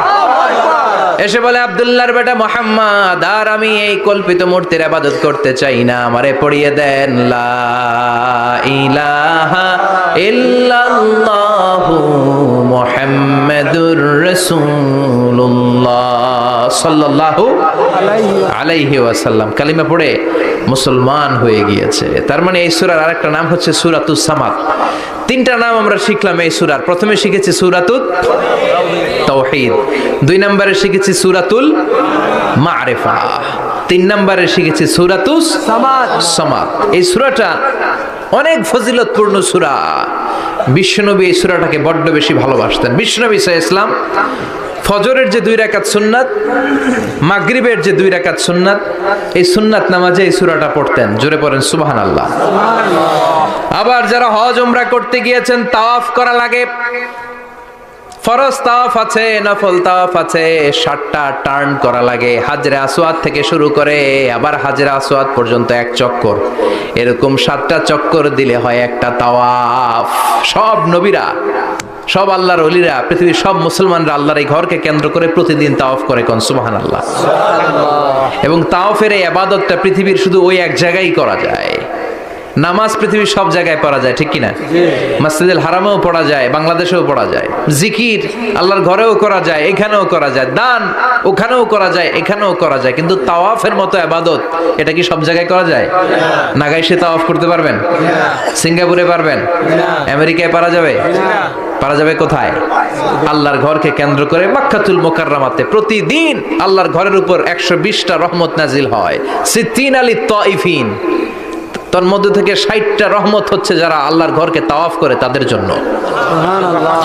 40 আলিল মুসাল্লিন, 40টা হচ্ছে যারা আল্লাহর ঘরের সামনে নামাজ পড়ে তাদের জন্য। সুবহানাল্লাহ। 40 আর 60 মিলে 100, বাকি রইল কয়টা? ওয়াল 20 লিন-নাযিরিনা ইলাল কাবা, বাকি 20টা রহমত যারা নামাজ পড়ে না, তাওয়াফ করে না, শুধু আল্লাহর ঘরের গিলাফের দিকে তাকিয়ে থাকে, তাদের উপর 20টা রহমত। বিষ্ণু ঈসা ইসলাম তাওয়াফ করার পরে 2 রাকাত নামাজ পড়তে হয়। এই 2 রাকাত নামাজের দ্বিতীয় রাকাতে সূরাতুল ইখলাস পড়তেন, প্রথম রাকাতে পড়তেন সূরাতুল কাফিরুন। তাওয়াফের সালাতে প্রথম রাকাতে কোন সূরা? সূরাতুল কাফিরুন। দ্বিতীয় রাকাতে সূরাতুল ইখলাস বিশ্বনবী পড়তেন। আবার বিতরের সালাতের শেষ রাকাতে বিশ্বনবী পড়তেন সূরাতুল ইখলাস। বিতরের সালাত পড়বেন কয় রাকাত? প্রথমে 2 রাকাত, তারপরে সালাম ফিরিয়ে আবার 1 রাকাত। এইটা সবচেয়ে সহি পদ্ধতি। আবার মাঝে মাঝে বিশ্বনবী 3 রাকাত একসাথে পড়তেন, বসতেন শুধু শেষ বৈঠকে, এটাও ঠিক আছে। আবার আমরা যেটা পড়ি বাংলাদেশে, এটারও দলিল আছে, তবে আম দলিল, এটার খাস দলিল নাই, স্পেসিফিক দলিল নাই। বিষ্ণু বলেছেন তোমরা বিতরের নামাজকে মাগরিবের নামাজ থেকে আলাদা করে পড়ো। আমরা সেটাও করি, কারণ মাগরিবের নামাজে আমরা 3 রাকাতের পরে এরকম আল্লাহু আকবার বলে হাত উঠাই, তো আলাদা হয়েছে না? আবার আমরা আল্লাহুম্মা ইন্না নাস্তাইনুকা পড়ি, এটা কি মাগরিবের নামাজে পড়ি নাকি? তাহলে পার্থক্য আছে। চোখে লাইভ দেখতেছেন, লাইভ আল্লাহ এমন ভাবে বলেছে। সুবহানাল্লাহ পড়েন। তা আসুন আমরা সরাসরি কিয়ামতকে দেখে আসি। আসলে কিয়ামতটা কেমন বর্ণনা করছেন কে? আল্লাহ। সূরার নাম হচ্ছে সূরাতুল কারিয়া। কি নাম? আওয়াজ করে উত্তর দিতে হবে। সূরার নাম আল কারিয়া। চিৎকার মেরে বলেন সূরার নাম কি? আল কারিয়া। এটা মাক্কি সূরা। কি সূরা?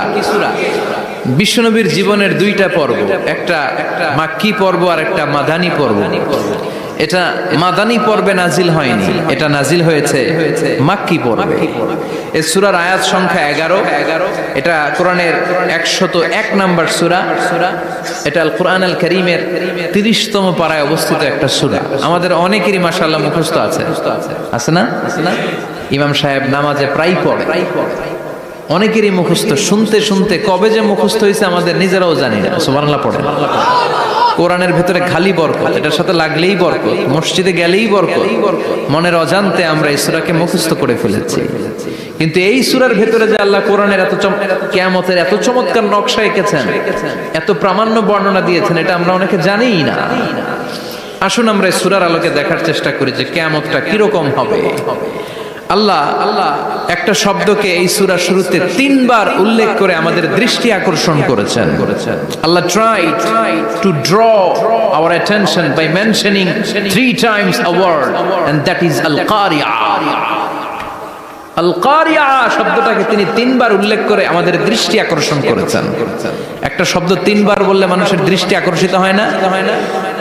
যেহেতু এটা আরব দেশে নাজিল হয়েছে, আবার মক্কায়, মক্কার লোকেরা আরবি বুঝে, তাদেরকে প্রথম বলা হলো আল কারিয়া, তারা ফিরে তাকালো কি আল কারিয়া। আবার বলা হলো মাল কারিয়া, কি মাল কারিয়া। আবার বলা হলো ওমা আদরাকা মাল কারিয়া। আবার তারা ফিরে তাকালো। দৃষ্টি আকর্ষণের জন্য আল্লাহ তাআলা 3 বার এই শব্দটা বলেছেন। এজন্য এই শব্দের একটা সিগনিফিকেন্স, একটা গুরুত্ব, অর্থবহ একটা মানদণ্ড আছে না নাই? আল কারিয়া শব্দের অর্থ হচ্ছে বিকট আওয়াজ। আল কারিয়া মানে কি? কথা বলেন, আরো জোরে বলেন। বিকট আওয়াজ। এই বিকট আওয়াজটা তৈরি করার জন্য আল্লাহ তাআলা একজন ফেরেশতা তৈরি করেছেন, যার নাম হচ্ছে ইসরাফিল। নাম কি? আমাদের মধ্যে অনেকের নাম কিন্তু আমরা ইসরাফিল রাখি, তাই না? ইসরাফিল আছে না নাই? আজরাইল কিন্তু রাখে না, ডরে। কেন রাখে না? ভয় পায়। কিন্তু ইসরাফিল আছে, আমার পরিচিত অনেকে আছে ইসরাফিল। তো এই ফেরেশতার পা হচ্ছে জমিনের নিচে, মাথা হচ্ছে আকাশের উপরে। এই ফেরেশতার কাজ হচ্ছে ওই বিকট শব্দ তৈরি করা। উনি একটা সাইরেনের মধ্যে ফু দিবেন, হুইসেল দিবেন, ট্রাম্পেট। ওই ট্রাম্পিটে, ওই সাইরেনে, ওই হুইসেলে ফু দিলেই শুরু হয়ে যাবে আল কারিয়া। মাল ওমা আদরাকা মাল। এই ফেরেশতার দায়িত্বই হচ্ছে ওই বাঁশির মধ্যে ফু দেয়া। Whistle, siren, trumpet. আরবিতে এটাকে বলা হয় আসুর। ইদা নুফিখা ফিস সূরি নাফখা ওয়াহিদা, যখন তিনি ওই সিংহে একটা ফু দিবেন সব লন্ডভন্ড হয়ে যাবে, কিচ্ছু খুঁজে পাওয়া যাবে না। আল্লাহ ওনাকে তৈরি করেছেন শুধু এই হুইসেলের মধ্যে, বাঁশির মধ্যে 3টা ফু দেওয়ার জন্য। কয়টা? উনি সৃষ্টির শুরু থেকেই এই বাঁশিটাকে 2 ঠোঁটের মাঝখানে রেখে আল্লাহর আরশের দিকে তাকিয়ে আছে, and just waiting for the green signal. আল্লাহর পক্ষ থেকে সবুজ সংকেতের অপেক্ষায়। যখনই আল্লাহর অর্ডার করবেন তখনই শুরু হয়ে যাবে আল কারিয়া।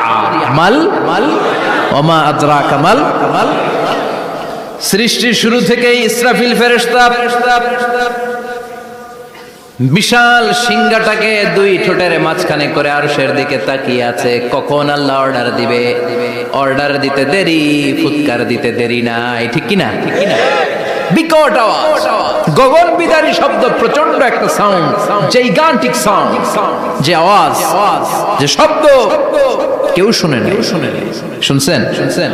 পৃথিবীতে আপনারা কে সবচেয়ে বেশি আওয়াজের কিছু শুনেছেন? সবচেয়ে বেশি আওয়াজ আপনার জীবনে ঘটেছে কোন জায়গায়? কি দেখেছেন যে অনেক আওয়াজ হয় সেখানে? বলেন তো।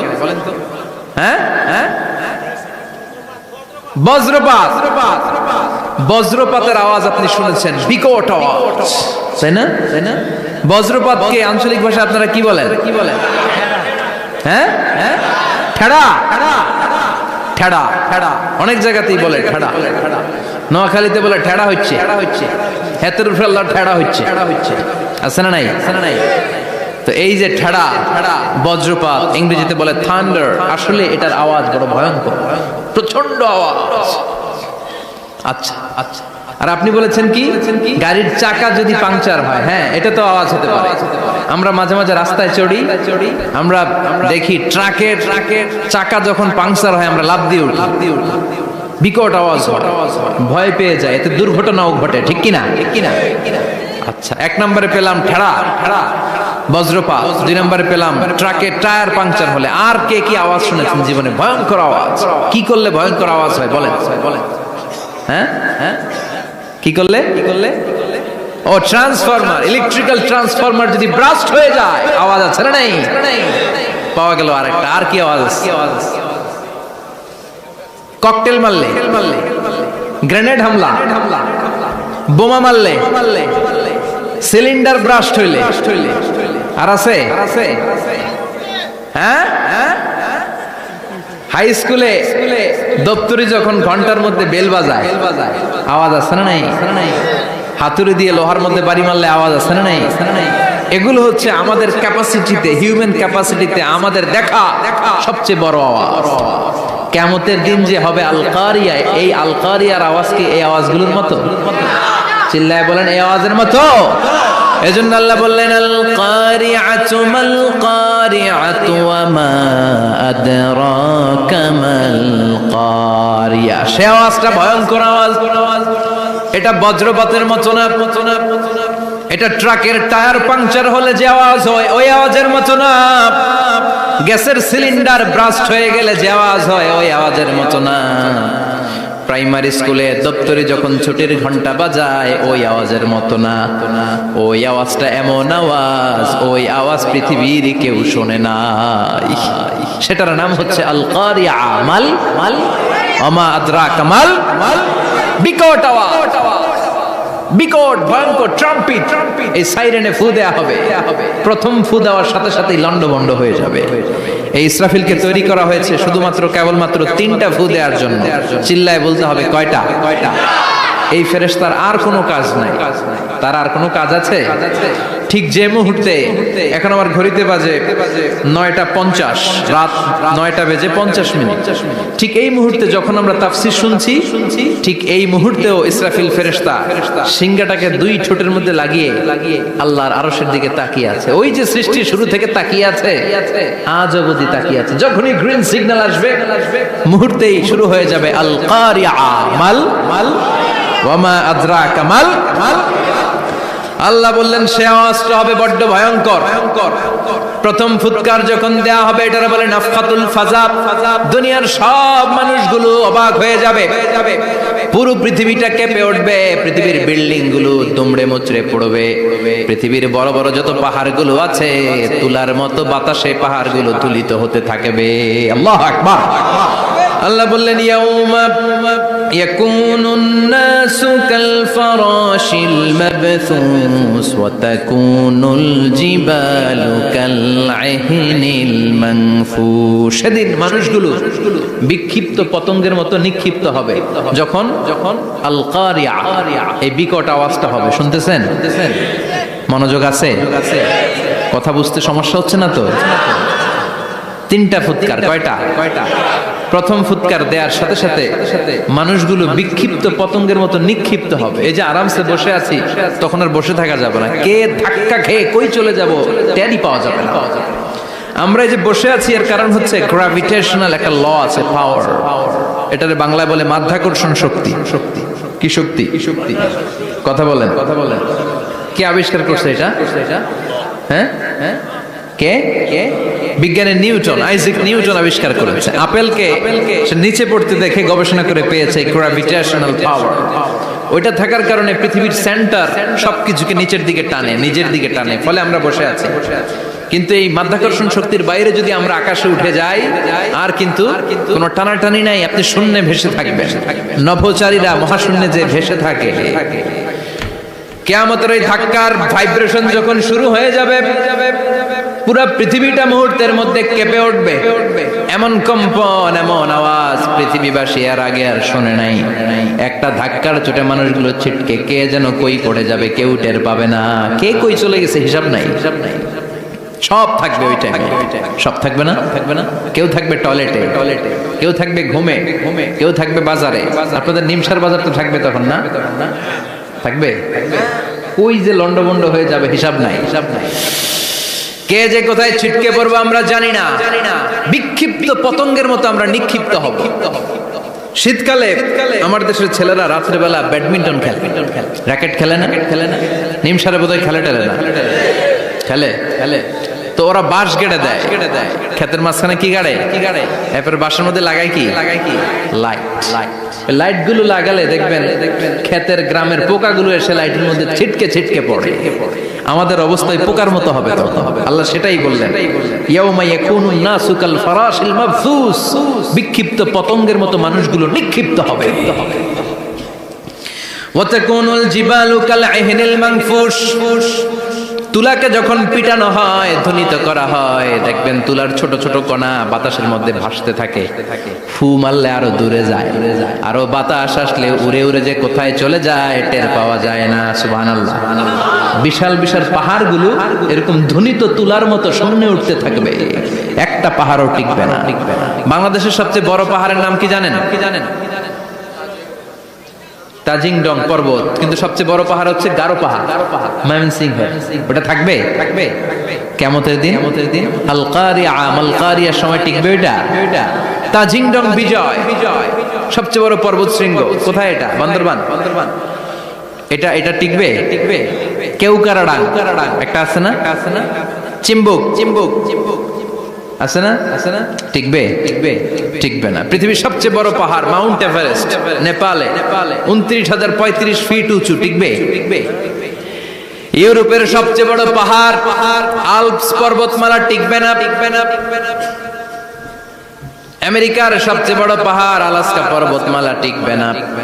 আরব বিশ্বে বিশাল একটা মাউন্টেন রেঞ্জ আছে, ওইটার নাম তুর পাহাড়, ওইটাও টিকবে না। একটা পাহাড়ও থাকবে না। পাহাড়গুলো ভেঙে দুমড়ে মুচড়ে তুলার মতো ধ্বনিত হতে থাকবে। চিৎকার করে পড়েন আল্লাহু আকবার। এই যে 5 তলা 7 তলা 10 তলা দেদারসে টাওয়ার উঠতে শুরু করেছে, বিল্ডিং বাড়তে শুরু করেছে। কিয়ামত যখন শুরু হবে, আল কারিয়া যখন শুরু হয়ে যাবে, রব্বুল আলামিন পুরো পৃথিবীটারে ধরে একটা ঝাঁকুনি মারবে। ওই ঝাঁকুনির চুটে 8 তলা 10 তলা বিল্ডিং গুলো টিকবে নাকি? 30 তলা 50 তলা হলে তো আর ভাঙবে না। বুর্জ আল খলিফা ভাঙবে না। দুবাইয়ের বুর্জ আল খলিফা সবচেয়ে উঁচু টাওয়ার এটা। কিংডম টাওয়ার, এটা নাকি আরো উঁচু হবে, 1000 মিটার উঁচু হবে। তাইপেডাং 101, মালয়েশিয়ার Petronas twin tower, Shanghai tower, কাবা ঘরের পাশে বুর্জ আল খলিফা, যেটাকে সবাই বলে জমজম টাওয়ার, টিকবে? কথা বলেন, টিকবে? আল্লাহ বললেন ইযা জুলজিলাতিল আরদু জিলজালাহা ওয়া আখরাজাতিল আরদু আসকালাহা ইযা রুজ্জাতিল আরদু রাজ্জান ওয়া বুসাতিল জিবালু বাসসা। সেদিন পৃথিবীটারে কাঁপিয়ে দেয়া হবে, পুরো পৃথিবী নড়ে চড়ে উঠবে, টাওয়ারগুলো ভেঙে খান, পাহাড়গুলো ভেঙে দুমড়ে মুচড়ে যাবে, মানুষগুলো বিক্ষিপ্ত পতঙ্গের মতো নিক্ষিপ্ত হবে। সাগরের পানির মাঝখানে দাউ দাউ দাউ দাউ দাউ দাউ করে আগুন জ্বলতে শুরু করে দিবে। আল্লাহু আকবার। নকশাকে দিছেন আল্লাহ, নকশাকে দিছে না?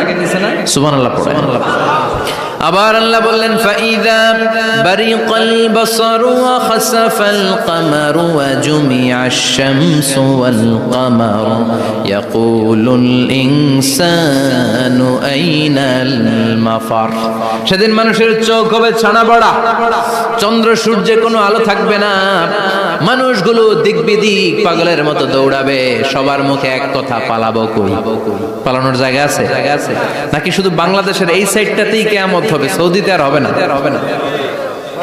হ্যাঁ, আমেরিকায় কেমনে হবে?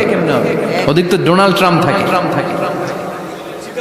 হ্যাঁ, আমেরিকাতেও হবে, জাপানে হবে, ইন্ডিয়াতে হবে, গোটা বিশ্বে একসাথে কাপাকাপি আর এই ধ্বংসলীলা শুরু হয়ে যাবে। চিৎকার করে বলেন ঠিক কিনা? আল্লাহ বলেন ইয়াউমা নাতমিস সামা কাতাইয়িস সিজিল লিল কুতুব। আকাশ আর আকাশ থাকবে না। কাগজ যেমনি আমরা এরকম ফোল্ড করে ফেলি, ভাঁজ করে ফেলি, মন চাইলে কাগজকে যেমনি আমরা এরকম হাতের মধ্যে গুটিয়ে নেই, সেদিন আকাশটারে হাতের মধ্যে গুটিয়ে নিবে কে? মানুষগুলো পাগলের মতো দৌড়াবে। কেউ থাকবে টয়লেটে, কেউ হসপিটালে, কেউ মাজারে, কেউ বাজারে, যে যেখানে থাক শুরু হয়ে যাবে কিয়ামতের এই ভয়াবহ দৃশ্য। দুধের বাচ্চাকে রেখে দিয়ে মা দৌড়ে পালাবে। দুধের বাচ্চা রেখে মা কোথাও যায়? কলিজার টুকরা এটা, দুধের বাচ্চা, এটারে ফেলে মা কোথাও যায় না। কিন্তু কিয়ামতের এই ঝাঁকুনির দৃশ্য দেখে আল কারিয়া মাল ওয়া মা আদরাকা মাল, এই দৃশ্য দেখে দুধের বাচ্চারে রেখে মা দিবে দৌড়। অনেক গর্ভবতী মহিলা থাকবে এই কিয়ামতের সময়ে, যাদের পেটের ভেতরে 2 মাসের বাচ্চা, 3 মাসের বাচ্চা, অপরিপক্ক অপরিণত, বাচ্চাটা এখনো বড় হয় নাই, কোন বাচ্চার হাত পা এখনো হয় নাই। কিয়ামতের এই ভয়ঙ্কর দৃশ্যটা দেখে জায়গার মধ্যে 3 মাসের অপরিণত বাচ্চাটা, রব্বুল আলামিন বলেন ইয়া আইয়ুহাল্লাযীনা আমানু কু আনফুসাকুম ওয়া আহলিকুম নারা ওয়াকুদুহান নাসু ওয়াল হিজারা আলাইহা মালাইকাতুন গিলাযুন শিদাদুন লা ইয়াসুনাল্লাহা মা আমারাহুম ওয়া ইয়াফআলুনা মা ইউমারুন। সুবহানাল্লাহ পড়েন।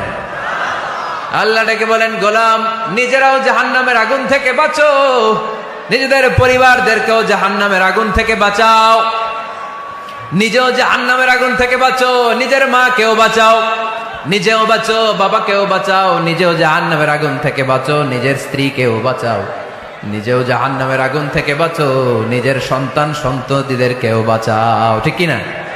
নাকি আপনি একা জান্নাতে যেতে চান? আমি জান্নাতে, আমার বাবা জাহান্নামে, এটা ভাল লাগবে? আমি জান্নাতে, আমার মা জাহান্নামে, এটা আমরা চাই? আমি জান্নাতে, আমার স্ত্রী জাহান্নামে, আমি জান্নাতে, আমার ছেলেরা জাহান্নামে, এটা চাই আমরা? আমরা চাই সবাই মুমিন পরিবার দুনিয়াতে যেমনি একসাথে, আমরা জান্নাতেও থাকবো একসাথে। আওয়াজ করে বলতে হবে, ঠিক কিনা? কু আনফুসাকুম ওয়া আহলিকুম নারা, নিজেও জাহান্নামের আগুন থেকে বাঁচো, পরিবারকেও বাঁচাও, নিজেও জান্নাতি হতে হবে, পরিবারের সব সদস্যদেরকেও জান্নাতি সদস্য বানাতে হবে। এজন্য আল্লাহর হাবিবকে আল্লাহ পাক আদেশ করছেন, ওয়ামুর আহলাকা বিসসালাতি ওয়াসতাবির আলাইহা। ও নবী, আপনি একা নামাজ পড়লেই হবে না, আপনার কন্যা ফাতেমার নামাজের কথা বলেন, আপনার কন্যা জাইনাবকে নামাজের কথা বলেন, রুকাইয়াকে নামাজের কথা বলেন, উম্মে কুলসুমকে নামাজের কথা বলেন, আপনার প্রাণাধিক প্রিয় স্ত্রী খাদিজাকেও নামাজের কথা বলেন, আপনার স্ত্রী আয়েশারেও নামাজের কথা বলেন। ঠিক কিনা? নামাজ একা বললে হবে না, আপনিও নামাজে যাবেন, সন্তানটারেও নামাজে নিয়ে যাবেন। মসজিদে পারা যাবে না? আপনাদের এলাকার মসজিদগুলোকে বাচ্চাদেরকে ঢুকাতে দেন তো আপনারা, না নিষেধ? মসজিদে বাচ্চাদেরকে নিয়ে আসা যাবে না, নিষেধ, এরকম সাইনবোর্ড আছে? হ্যাঁ, পারোডাগারে আছে না? বাচ্চাদেরকে নিয়ে যাবেন, বাচ্চাদেরকে নিয়ে ঢুকবেন, একেবারে ছোট বাচ্চা না, মসজিদের আদব বুঝে, বুঝাইলে বুঝবে, ডায়াপার পরিয়ে নিয়ে যাবে। বাচ্চারা দুষ্টামি করবে, এটা ঠিক, লাফালাফি করবে, তো দুষ্টামি লাফালাফি তো বাচ্চারাই করবে না, আমরা করব? কথা বলেন। 70 বছরের এক মুরব্বী যদি লাফায়, বয়স কত, উনি লাফাইতেছে, চকলেট দাও চকলেট দাও, ভাল লাগবে? এই আবদারটা বাচ্চারা করলে ভাল লাগবে, ঠিক কিনা? তো বাচ্চারা লাফাবে, কান্না করবে, গ্লাস ভাঙচুর করবে, অনেক কিছু করবে, এটা বাচ্চাদের সাথে মানায়। তারপরও মসজিদে নিয়ে যাব। ইমাম সাহেব যারা আছেন, আইম্মাতুল মাসাজিদ, মসজিদে বিশেষ করে জুমার দিন চকলেট নিয়ে যাবেন। বাচ্চা দেখলেই চকলেট দেওয়ার দরকার আছে না নাই? আপনি যদি চকলেট দেন, এই বাচ্চার স্মৃতিতে আপনার কথা আজীবন থাকবে, জীবনেও বাচ্চার মেমোরি থেকে আপনার নাম ডিলিট হবে না। চিল্লা এখন, ঠিক কিনা?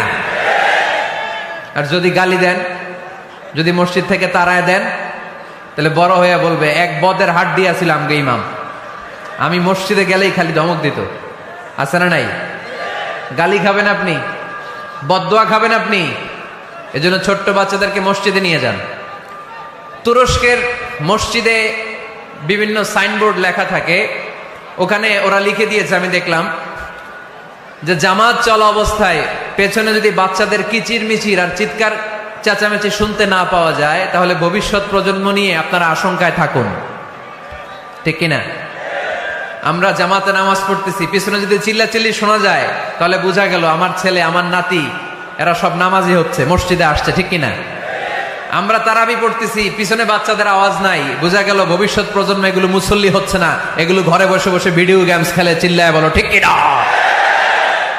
এজন্য বাচ্চাদেরকে মসজিদে নেওয়ার কোনো বিকল্প নাই, নিতেই হবে। বুঝাবেন, বুঝাবেন যে আব্বু, এটা আমাদের এবাদত গা, এখানে আমরা আল্লাহর ইবাদত করি, আল্লাহর জিকির করি, এখানে দুষ্টুমি করতে হয় না, এখানে চিৎকার চেঁচামেচি করতে হয় না, এখানে আল্লাহকে ডাকতে হয়, এখানে আল্লাহরে সেজদা দিতে হয়। সময়ের বিবর্তনে, কালের আবর্তনে দুষ্টুমি করতে করতে বাচ্চাটা বুঝে যাবে যে মসজিদে কি করতে হয় আর কি করতে হয় না। ঠিক কিনা?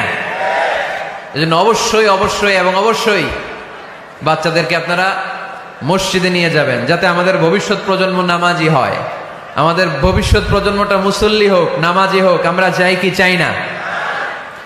আমাদের ফ্যামিলিগুলো নামাজি হোক, জান্নাতি ফ্যামিলি হোক। ফ্যামিলিতে রেখেছেন আল্লাহ সুখ আর শান্তি। এখানে আছে যত্ন, ভালোবাসা, দুঃখ কষ্ট ভাগাভাগি করে নেয়ার প্রশিক্ষণ, ঠিক কিনা? ফ্যামিলি, পরিবারকে ইসলাম এত গুরুত্ব দিয়েছে কেন জানেন? গোটা বিশ্বের সব জায়গায় যদি ইসলাম পালন নিষিদ্ধ হয়, আমার পরিবারের ভেতরে আমার ইসলাম পালনের সুযোগ আছে না নাই? বাইতুল মুকাররমে খুতবা দেয়া নিষেধ, মসজিদে নামাজ পড়া নিষেধ, দাড়ি নিয়ে রাস্তায় চলা নিষেধ, টুপি পড়া নিষেধ, কিচ্ছু করা যাবে না, সব জায়গায় নিষেধ। কিন্তু আমার বেডরুমের ভিতরে নিষেধ করার ক্ষমতা কারো আছে? এজন্য পরিবারের অনেক গুরুত্ব। গোটা বিশ্বে যদি ইসলাম পালন নিষিদ্ধ হয়, আমার পরিবারের ভেতরে কেউ নজরদারি করতে পারবে? এজন্য ইসলাম পরিবার গঠন, পরিবার সংরক্ষণ, পরিবারের মধ্যে ইসলামিক প্রশিক্ষণ, তাহজিব, তামাদ্দুন, ট্রেইন আপ করাকে আমাদের জন্য আবশ্যক করে দিয়েছেন। আলহামদুলিল্লাহ পড়েন।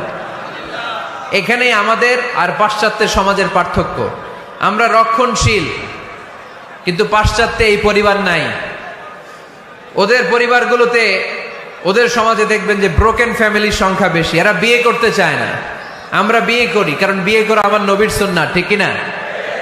কিন্তু ওয়েস্টে দেখবেন ওরা বিয়ে করে না, ওরা বিয়ের পরিবর্তে লিভ টুগেদার করে। কি করে? ওদের সোসাইটিটারে ওরা বলে ফ্রি সেক্সের সোসাইটি, অবাধ যৌনাচার। এখানে অবাধ যৌনাচার, কোনো বাধা নাই। আজকে বিয়ে করে, কালকে ডিভোর্স। তারা অবাধ স্বাধীনতা দিতে দিতে এখন হোমোসেক্সুয়ালিটির পথে হাঁটছে। এখন ছেলেতে ছেলেতে বিয়ে করে, মেয়েতে মেয়েতে বিয়ে করে। বেশিরভাগ ফ্যামিলিতে ছেলেগুলোর বাবা আছে, মা নাই, মা আছে, বাবা নাই।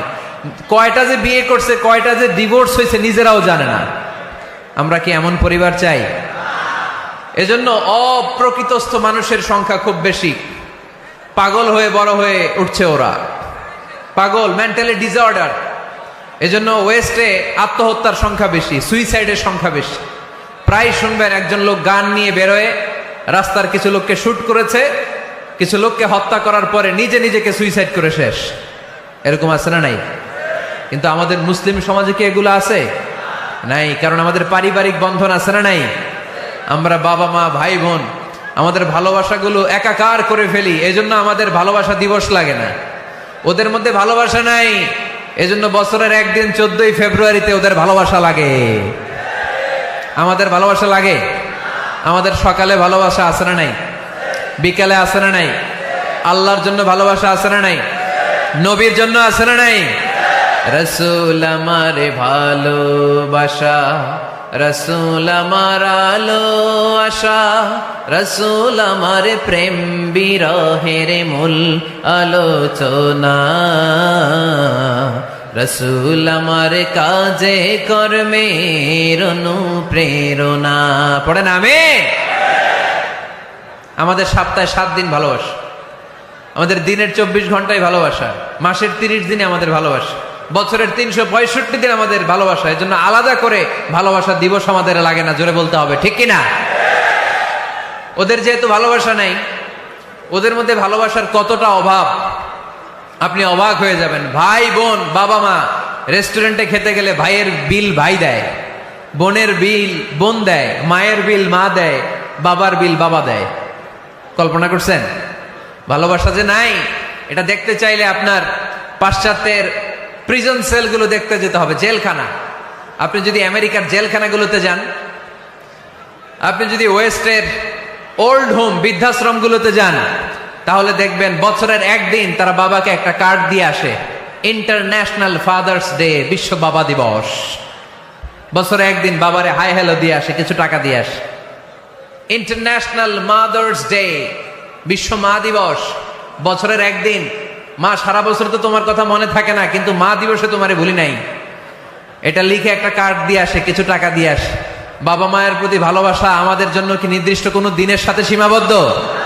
সারা বছর আমাদের ভালোবাসা আছে না নাই? এজন্য আমাদের ফাদার্স ডে লাগে না, আমাদের মাদার্স ডে লাগে না, আমাদের ভ্যালেন্টাইন্স ডে লাগে না। এগুলোতে আমরা বিশ্বাসী না, এগুলো আমরা বিশ্বাস করি না। এই দিবস ফিবসে আমরা বিশ্বাসী না। কিছুদিন আগে দেখলাম পালন হইল বিশ্ব ডিম দিবস। কি দিবস শুনছেন আপনারা? পত্রিকায় দেখলাম যে বিশ্ব ডিম দিবস। কয়দিন পরে শুনবেন বিশ্ব বাঁশ দিবস। যেই হারে লোকজন একে অপরে বাঁশ দেয়, বিশ্ব বাঁশ দিবস। এরপর শুনলাম আরেকটা আছে বিশ্ব চিন্তা দিবস। কি দিবস? তাই বললাম এই দিবসের প্রতিপাদ্য কি? তো বললো হুজুর এই দিবসে আমরা সবাই মিলে চিন্তা করি যে আসলেই আমাদের কি চিন্তা করা দরকার। তা আমরা এই দিবসে বিশ্বাস করি না, ঠিক কি না? আমাদের সব সময় ভালোবাসা আছে না নেই? আমাদের ভালোবাসা আল্লাহর জন্য, আমাদের ভালোবাসা রাসূলের জন্য, আমাদের ভালোবাসা কোরআনের জন্য, আমাদের ভালোবাসা একে অপরের জন্য, ঠিক কি না? তো এই জন্য প্রিয় ভাইরা, পরিবারটা অনেক গুরুত্বপূর্ণ। এই কোরআন পরিবারকে অনেক গুরুত্বের সাথে কনসিডার করেছে। কোরআনে একটা সূরাই আছে যে সূরাতে শুধু পরিবারের বিষয় নিয়ে কথা বলেছে। সূরাটার নাম সূরাতুত তালাক। সূরাতুত তালাক, অ্যাড্রেসিং দ্য ফ্যামিলি ম্যাটার্স। এখানে শুধু ফ্যামিলি ম্যাটার নিয়ে কথা বলা হয়েছে। এই কোরআনে আরেকটা সূরা আছে, এটার নাম সূরাতু আলে ইমরান। ইমরানের পরিবারের নামে আল্লাহ একটা সূরা দিয়েছে। আওয়াজ করে পড়েন সুবহানাল্লাহ। এজন্য আমাদের পরিবারগুলো ভালোবাসায় সিক্ত হোক, সমৃদ্ধ হোক, সুখী হোক, শান্তিময় পরিবার হোক। আমরা চাই না? সবাই চান? পিছনের বাইরা তো চায় না। তো বলেন না কেন? আমাদের পরিবার সুখময় শান্তিময় হোক আমরা চাই কি চাই না? চাই। আজকের এই চমৎকার রজনীতে কিছু টিপস, কিছু ফর্মুলা আপনাদের সাথে শেয়ার করব। এই ফর্মুলাগুলো আমাদের পরিবারে অ্যাপ্লাই করলে দেখবেন এমনি শান্তি চলে আসছে কোরআন সুন্নাহর আলোকে। কারণ কোরআন আছে যেখানে শান্তি আছে, সুন্নাহ আছে যেখানে শান্তি আছে। মূল আলোচনা আমরা শুরু করছি। আপনারা মনোযোগী হয়ে কথা বন্ধ করে কান দুটো খরগোশের কানের মধ্যে খাড়া করে শুনুন। এই মাহফিলগুলো তখনই সার্থক হবে যখন এখান থেকে কিছু আমরা নিয়ে যেতে পারবো, ঠিক কি না? কিভাবে পরিবারে শান্তি আসবে?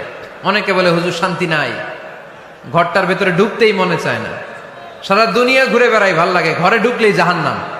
আছে না নাই? আমরা চাই না আমার ঘর জাহান্নামের টুকরা হোক। আমরা চাই আমার ঘর শান্তি আর ভালোবাসায় ভরপুর থাক, তাই না? কি করে ঘরে শান্তি আনবেন পাড়াডগারের ভাইরা? আজকের এই আলোচনার পরে আমাদের পাড়াডগারে থাকবে শুধু শান্তি আর শান্তি। কথা কয় না? ইনশাল্লাহ পড়েন। ঘরে শান্তি আনার প্রথম মাধ্যম হচ্ছে ঘরে ঢুকেই সালাম দিবেন। এখন মারামারি লাগবে, কে আগে দিবে? আই না হেতি? হেতি কইব আন্নে দেন, আর আন্নে কইবেন হেতি দেখ। ঠেলাঠেলি আছে না নাই? এই ইগো প্রবলেম আমাদেরকে শেষ করে দিল। Ego, dominating attitude. কে বড়? কেউ বড় না, বড় একজন, তিনি কে? এজন্য আমরা পড়ি আল্লাহু আকবার। আকবার মানে কি? আকবার মানে তিনি সবচেয়ে বড়। তো শান্তি আনার প্রথম ফর্মুলা হচ্ছে শান্তির বাণী ঘরে ঢুকাইতে হবে। এখন ঘরে শান্তির বাণী ঢুকান না, শান্তি আসবে কোত্থেকে? সালাম অর্থ কি? কথা বলেন। সালাম সালাম হাজার সালাম সকল শহীদ স্মরণে, আমার হৃদয় রেখে যেতে চাই তাদের স্মৃতির চরণে। পড়েন আমিন। আমাদের সকল ভাষা শহীদ আর মুক্তিযোদ্ধা, তাদের প্রতি আজকের এই মাহফিলের পক্ষ থেকে আমরা জানাচ্ছি সালাম। শান্তি ছড়িয়ে পড়ুক বিশ্বময়। আমরা কি যুদ্ধ চাই? কি চাই? তো শান্তির বাণীটাকে ঘরে ঢুকান, দেখবেন দরদর করে শান্তি নেমে আসতেছে। তাহলে পরিবারে শান্তি আনার প্রথম টিপস হচ্ছে ঘরে ঢুকে আগে কি দিবেন? সবাই বলেন কি দিবেন? রব্বুল আলামিন বলেন فَإِذَا دَخَلْتُمْ بُيُوتًا فَسَلِّمُوا عَلَىٰ أَنفُسِكُمْ تَحِيَّةً مِّنْ عِندِ اللَّهِ مُبَارَكَةً طَيِّبَةً। অবিশ্বাসীরা শোনো শোনো, তোমরা যখন তোমাদের ঘরে প্রবেশ করবে, ঘরে প্রবেশ করার পর সর্বপ্রথম তোমার যেই কাজ, প্রথম কাজটা হলো ঘরের মধ্যে যারা আছে সবাইকে সালাম দিয়ে দাও। কি দিয়ে দাও? সাল্লিমু আলা আনফুসিকুম, একে অপরকে সালাম দাও। তাহিয়াতাম মিন ইনদিল্লাহ, এটা আল্লাহর পক্ষ থেকে অভিবাদন পদ্ধতি। মুবারাকাতান তাইয়্যিবা, এর চেয়ে বরকতময় বাণী, এর চেয়ে পবিত্র বাণী আর হতে পারে? কি সুন্দর বাণী! আসসালামু আলাইকুম ওয়া রাহমাতুল্লাহ। ইউরোপিয়ানরা বলে গুড মর্নিং, গুড ইভিনিং, আছে না নাই? গুড মর্নিং মানে কি? শুভ সকাল, ঠিক কি না? গুড ইভিনিং মানে কি? শুভ সন্ধ্যা। পৃথিবীর অনেক জায়গা আছে যেখানে কোনো সকাল নাই, যেখানে কোনো সন্ধ্যা নাই। এরকম জায়গা আছে না নাই? আপনারা ভূগোল পড়ছেন না? এই পৃথিবীর এমন এমন জায়গা আছে যেখানে 6 মাস দিন, ওইখানে রাত নাই, তো এখানে গুড ইভিনিং আসলে কোত্থেকে? কথা বলেন। আরেক জায়গা আছে 6 মাস রাত, কোনো সকাল নাই, তো এখানে গুড মর্নিং বলা যাবে? কিন্তু সালাম এটা সব জায়গায় বলার সুযোগ আছে না নাই? এজন্য শান্তি যদি ঘরে ঢুকাতে চাই, ঘরে ঢুকেই সালাম। আমি আপনাদেরকে সালাম দিচ্ছি, উত্তর দেন। আসসালামু আলাইকুম ওয়া রাহমাতুল্লাহ। এবার আপনারা সালাম দেন, আমি উত্তর দিব। ওয়া আলাইকুম আসসালাম ওয়া রাহমাতুল্লাহ। এই তো শান্তি চলে আসছে। আলহামদুলিল্লাহ পড়বেন না? আজকে মাহফিল শেষেই অ্যাকশন, ডাইরেক্ট। আজকে থেকে ডাইরেক্ট অ্যাকশন, দেরি করা যাবে না। ভালো হয়ে যাব হুজুর, ভালো হয়ে যাব, কালকে থেকে শুরু করো হুজুর, কালকে থেকে। ওই কালকে ওর জীবনে আর আসে নাই, চিল্লা এখন, ঠিক কিনা? ভালো হয়ে যাব বলে অনেক লোক কবরে পড়ে আছে। আগামীকাল থেকে নামাজ ধরবো বলে বলে বসে থাকা লোকগুলো এরকম কবরে পড়ে আছে, ওদের জীবনে আগামীকাল আর আসে নাই। ভালো হবো কখন? এখন থেকে, আজকে থেকেই সালামের প্র্যাকটিসের দরকার আছে না নাই? এজন্য ওয়াজের মাঝখানে একটু প্র্যাকটিস করাই নিলাম। ঘরে ঢুকেই আগে সালাম দিবেন, আপনি আগে দিবেন, ভাবি পরে দেখ, অসুবিধা নাই, ঠিক কিনা? আর ভাবি যদি আগে দিতে পারে তাও সমস্যা নাই। আপনি ভাবিকে সালাম দিচ্ছেন, ভাবি আপনাকে দিচ্ছে। আপনাদের এই প্রতিযোগিতা দেখে বাচ্চারা কি শিখবে? বেশি প্রসিডিউর বেশি। প্রথমে আগে অনুমতি নেবেন, তারপরে কি দিবেন? তাহলে নিজের ঘরে হোক, অন্যের ঘরে হোক, ঘরে ঢুকে আমরা কি দিব? আওয়াজ করে বলতে হবে মুসলমান, ঘরে ঢুকে কি দিব? সালাম। আল্লাহর হাবিব সাল্লাল্লাহু আলাইহি ওয়াসাল্লাম, সহিহ মুসলিমের হাদিস, তিনি বললেন, আওয়ালা আদুল্লুকুম আলা শাই ইযা ফাআলতুমুহু তাহাবাবতুম। আমি কি তোমাদের এমন একটা আমলের কথা বলবো না যেটা তোমরা প্র্যাকটিস করলে একে অপরের মধ্যে ভালোবাসা বেড়ে যাবে? সাহাবারা বলল, ইয়া রাসূলুল্লাহ বলেন, সে আমলটা কি? আল্লাহর হাবিব সাল্লাল্লাহু আলাইহি ওয়াসাল্লাম বললেন, আফশুস সালামা বাইনাকুম, নিজেদের মধ্যে সালামের প্র্যাকটিস করো, দেখা হলে আগে সালাম দিয়ে দাও। আল বাদিউ বিসসালামি বারিউম মিনাল কিবর, আগে আগে যে সালাম দেয় তার অন্তর থেকে অহংকার মুক্ত করে দেয় কে? যাদের অন্তরে ইগো বেশি, অহংকার বেশি, আগে সালাম দিবেন। কয়েকদিনের ব্যবধানে দেখবেন আর ইগো নাই। আমি চাই আজকে থেকে শুরু করে সামনের 7 দিন এই পাড়াডগারে আমি সালাম সপ্তাহ ঘোষণা করলাম। কি সপ্তাহ? শোনেন নাই কোথাও? বৃক্ষরোপণ সপ্তাহ আছে না নাই? হ্যাঁ, বাণিজ্য মেলা সপ্তাহ আছে না নাই? এই সপ্তাহ, সেই সপ্তাহ, ক্রিকেট সপ্তাহ আছে না নাই?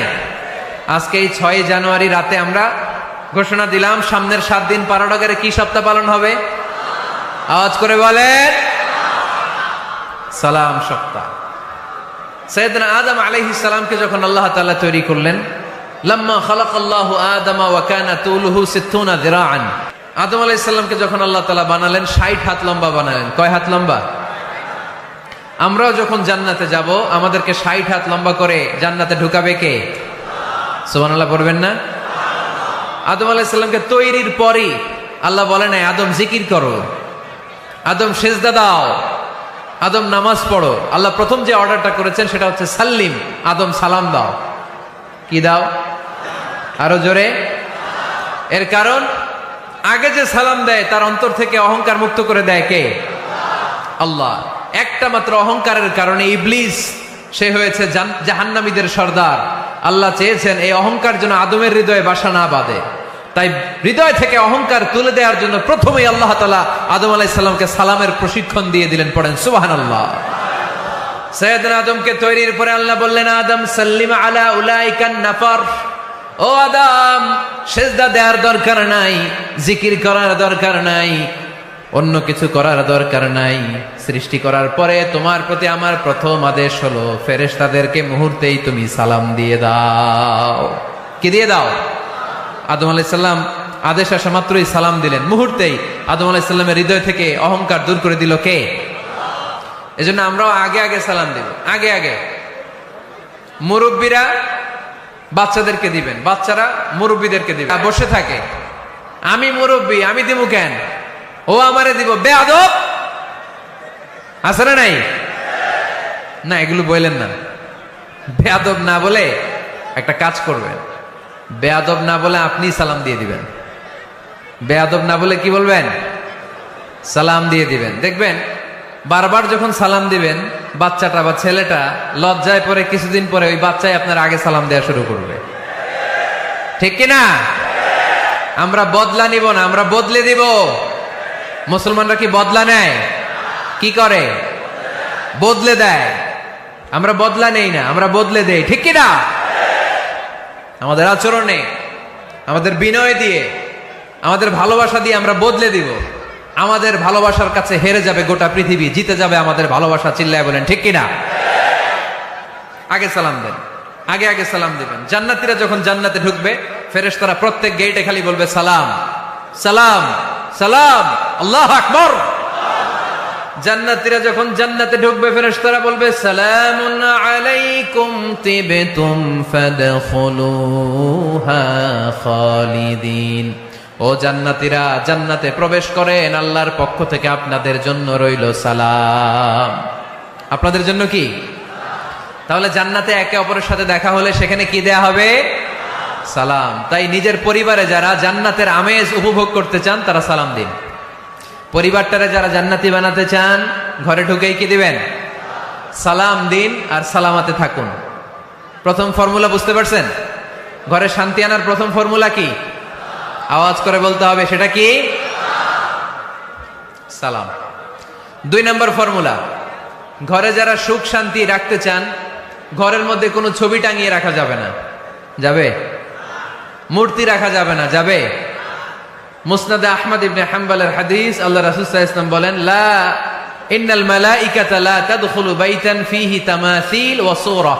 যে ঘরে মূর্তি আছে, যে ঘরে ছবি টাঙিয়ে রাখা হয়, ওই ঘরে আল্লাহর রহমতের ফেরেশতা প্রবেশ করে। চিপায় চাপায় কোনো ছোটখাটো ছবি থাকলে ওটা ভিন্ন কথা, কিন্তু বড় করে টাঙিয়ে রাখা যাবে? আব্বা আম্মা মরে গেছে, অনেকে আব্বা আম্মার ছবি টাঙায় রাখে, রাখা যাবে? আজকে নামায় ফেলবেন, পারা যাবে তো? আচ্ছা। অনেকে বিয়ের ছবি বাঁধায় রাখে, বাঁধায়া ঘরে ঝুলায় রাখে। স্মৃতি, স্মৃতি রাখবার চায়। কি রাখবার চায়? না, স্মৃতি এইখানে রাখেন, ছবি নামিয়ে ফেলবেন। নেতা নেত্রীর ছবি অনেকে টাঙিয়ে রাখে, আছে না নাই? না, নামায় ফেলেন, নামায় ফেলবেন। পীর সাহেবের ছবিও টাঙিয়ে রাখে? না না, এগুলো করবেন না। স্মৃতি যদি রাখতে হয়, বিয়ের ছবি কিংবা ফ্যামিলি গ্রুপ ছবি হতে পারে, আব্বা আম্মা ভাই বোন মিলে আমাদের মতো করে আমাদের পরিসরে আমরা একটা ছবি তুললাম, এই ছবি অ্যালবামের মধ্যে তালাবদ্ধ করে রাখতে হবে, ঠিক কিনা? ঘরের মধ্যে ঝুলিয়ে রাখা যাবে? স্মৃতি সংরক্ষণের জন্য 1-2টা ছবি রাখতে পারেন, অ্যালবামের মধ্যে রাখবেন। কি লাভ? মাঝে মাঝে যখন খুলবেন, 10 বছর আগের ছবি যখন খুলবেন, দেখবেন হায় রে, এই গ্রুপ ছবিতে পাশে আমার দাদা ছিল, আজকে দাদা নাই। আব্বা ছিল, আজকে আব্বা নাই। আমার দাড়িগুলো কালো ছিল, এখন দাড়ি আর কালো নাই, সাদা হয়ে গেছে। মরণের কথা চিন্তায় আছে না নাই? আখিরাতের কথা স্মরণ হবে। তো আজ থেকে আমরা ছবি টাঙিয়ে রাখবো না, নামায়ে ফেলবো। রহমতের ফেরেশতা তো আসতে চায় আপনার ঘরে, আপনি ঢুকার বন্দোবস্তই তো রাখেন নাই। রহমতের ফেরেশতাকে ঢুকার সুযোগই তো আপনি দিচ্ছেন না, ঢুকবে কেমন করে? বিয়ের ছবি, আব্বা আম্মার ছবি, নেতা নেত্রীর ছবি টাঙিয়ে না রেখে অ্যালবাম বন্দি করে রাখেন, প্রয়োজনে দেখবেন। অনেকে বাঘের শোপিস, সাপের শোপিস, কুমিরের শোপিস শোকেসে সাজিয়ে রাখে, আছে না নাই? রহমতের ফেরেশতা আসে না, এগুলো রাখবেন না। কোন প্রাণীর শোকেস, শোকেসের ভেতরে প্রাণীর শোপিস রাখা যাবে না। অনেকে ঘরের মধ্যে পিয়ানো রাখে, পিয়ানো, আছে না নাই? বাঁশি রাখে, বাঁশি, গিটার। সব ভালো, তুই একা বাসিস নে, একটু ভালোবাসিতে দিস মোরে। গিটার বাজায় আর গাইতেছে মামায়। আহা, আসে না তোমার ঘরে রহমতের ফেরেশতা, ঠিক কিনা? হারমোনিয়াম, একতারা, দোতারা, সেতারা, এগুলো রাখা যাবে? ঢোল রাখা যাবে? ঢুকে না রহমতের ফেরেশতা। তো রহমতের ফেরেশতা রহমতের পায়গাম নিয়ে আসবে আপনার ঘরে। যদি আপনি চান, ছবি নামিয়ে ফেলুন, মূর্তি সরিয়ে ফেলুন, দোতরা, ঢোল বাদ্য এগুলো ভেঙে ফেলে দেন। আল্লাহ রাসূল সাল্লাল্লাহু আলাইহি ওয়াসাল্লাম বললেন, বুইসতু আন উকাসসিরাল মাযামির, ঢোল বাদ্য, হারমোনিয়াম, গিটার এগুলোকে ভেঙে মাটির সাথে গুঁড়িয়ে দেওয়ার জন্য বিশ্ব নবীকে আল্লাহ তাআলা জামিনে পাঠিয়েছে। ঢোল বাজানো হারাম, এগুলো বাজাবেন না, রহমতের ফেরেশতা আসবে না। কোন হেভি মিউজিক্যাল ইনস্ট্রুমেন্ট ঘরে রাখা যাবে না।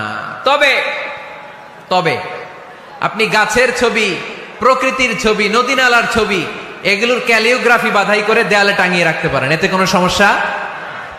বাচ্চা মেয়েদেরকে কাপড়ের তৈরি পুতুল দিতে পারেন, এটা তো কোনো সমস্যা নাই। আম্মা জান আয়েশা রাদিয়াল্লাহু তাআলা আনহা, উনি কাপড়ের পুতুল দিয়ে খেলা করতেন, কাপড়ের ঘোড়ার পুতুল, মানুষের পুতুল, এগুলো দিয়ে খেলতেন, এটা জায়েজ আছে।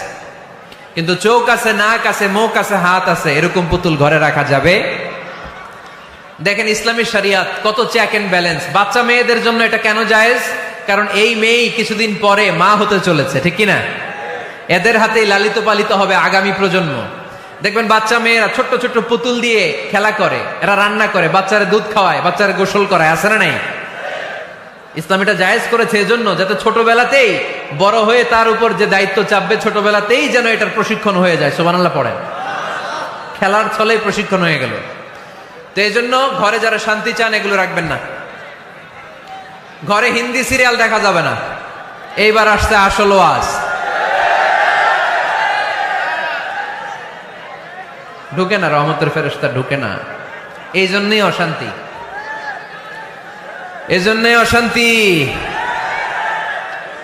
হিন্দি সিরিয়াল দেখা যাবে না, জি বাংলা দেখা যাবে না, স্টার জলসা দেখা যাবে না, ইন্ডিয়ান কোন অশ্লীল চ্যানেল ঘরে দেখা যাবে না। রহমতের ফেরেশতা ঢুকে না। আমার বোনেরা, মহিলা প্যান্ডেলে আপনাদের কারো যদি এই অভ্যেস থেকে থাকে, একদিনে তো আর ছাড়তে পারবেন না, আস্তে আস্তে। কি বলেন? অনেকে সিগারেট ছাড়তে চায়, আমার কাছে আসে, হুজুর আপনার ওয়াজ শুনে নামাজ ধরছি, দাড়ি রাখা শুরু করছি, সিগারেটটা তো ছাড়তে পারি না। তো জিজ্ঞেস করলাম কয়টা করে খান প্রতিদিন? কয় 10টা। কত বড় ডাকাই! তো ওরে যদি বলে কালকে থেকে একটাও খাওয়া যাবে না, ও বাঁচবে না মরবে? মরবে। তো আমি বললাম চালায় যান, চালায় যান, অল্প অল্প। এই সপ্তাহ একটু কমায় খায়েন, 8টা করে খায়েন, পরের সপ্তাহ 5টা করে খায়েন, কমাইতেস। এরপরের সপ্তাহ 3টা, পারতেস। এরপরের সপ্তাহ 2টা, তাও পারলো। এরপরের সপ্তাহ 1টা। যেই সপ্তাহ উনি 1টা করে খায়, পরের সপ্তাহে বাদ দেওয়া যাবে না? গ্রাজুয়ালি। অনেক এলিট সোসাইটির ফ্যামিলি, তাদের বাবারা আমার কাছে আস, বলে হুজুর ধন সম্পদ সোশ্যাল স্ট্যাটাস আল্লাহ কম দেয় নাই, তো আপনার ওয়াজ শুনে আলহামদুলিল্লাহ আমরা পরিবর্তিত হতে শুরু করেছি, আমরা এখন নামাজ টামাজ পড়তেছি। তো মেয়েগুলো পর্দা করে না হুজুর, পর্দা করে না। কি করি? হিপ হপ স্টাইলের মেয়ে, টাইট ফিটিং। কি ফিটিং? টাইট ফিটিং জামা পরে হুজুর, কি করব আমি বলেন? তো এদেরকেও আমি বলি ধীরে সুস্থে চালায় যাইতে বলেন, চালায় যাক আস্তে আস্তে। তো ওদেরকে পরামর্শ দেই, প্রথমে বলবেন মা শালীন পোশাক পরো। কি পোশাক?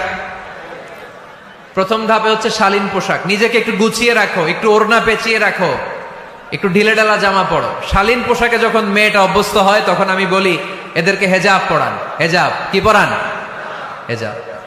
তো শালীন পোশাক থেকে যখন একটু আপার লেভেলে যে হেজাব ধরে হিপ হপ স্টাইলের মেয়েগুলো, এর কয়েক মাস পরে আমি বলি এখন নেকাব পরায় দেয়। এখন কি নেকাব? মানে শুধু চোখ দেখা যাবে, আর কিছু দেখা যাবে না। আস্তে আস্তে এরকম অনেক ফ্যামিলির ক্ষেত্রে আমি শুনেছি, আগে হিপ হপ স্টাইলের মেয়ে ছিল, পরে আস্তে আস্তে শালীন পোশাক ধরেছে, তার কিছুদিন পরে আস্তে আস্তে হেজাব ধরেছে, এরপরে এখন নেকাব ধরেছে। আলহামদুলিল্লাহ পড়বেন না? এখন হিপ হপ স্টাইলের মেয়ে হাফ নেকেড চলে, ওরা যদি কালকেই পড়ি হাত মোজা পর, পা মোজা পর, পারবেও? এজন্য ধীরে সুস্থে আস্তে আস্তে আওয়াজ করে বলেন ঠিক কিনা?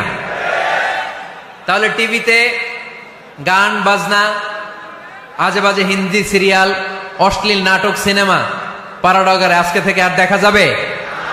যারা ফ্যামিলিতে অশান্তি চান শুধু তারা দেখতে পারবে, ঠিক কিনা? আমরা যারা শান্তি চাই আমাদের ঘরে এগুলো চলবে না। চিল্লায় বলো ঠিক কিনা?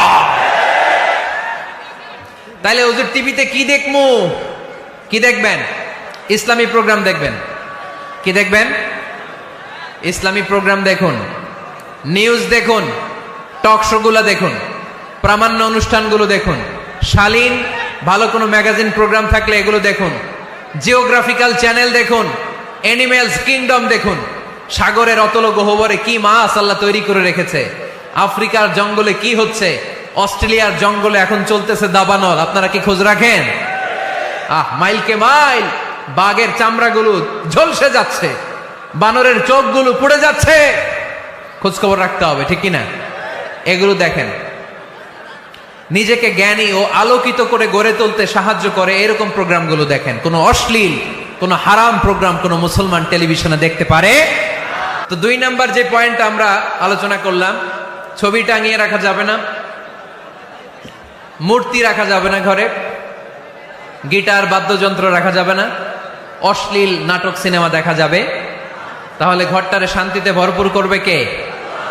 কয়টা গেল? টিপস কয়টা গেছে মুসলমান? মনে রাখতেছেন তো?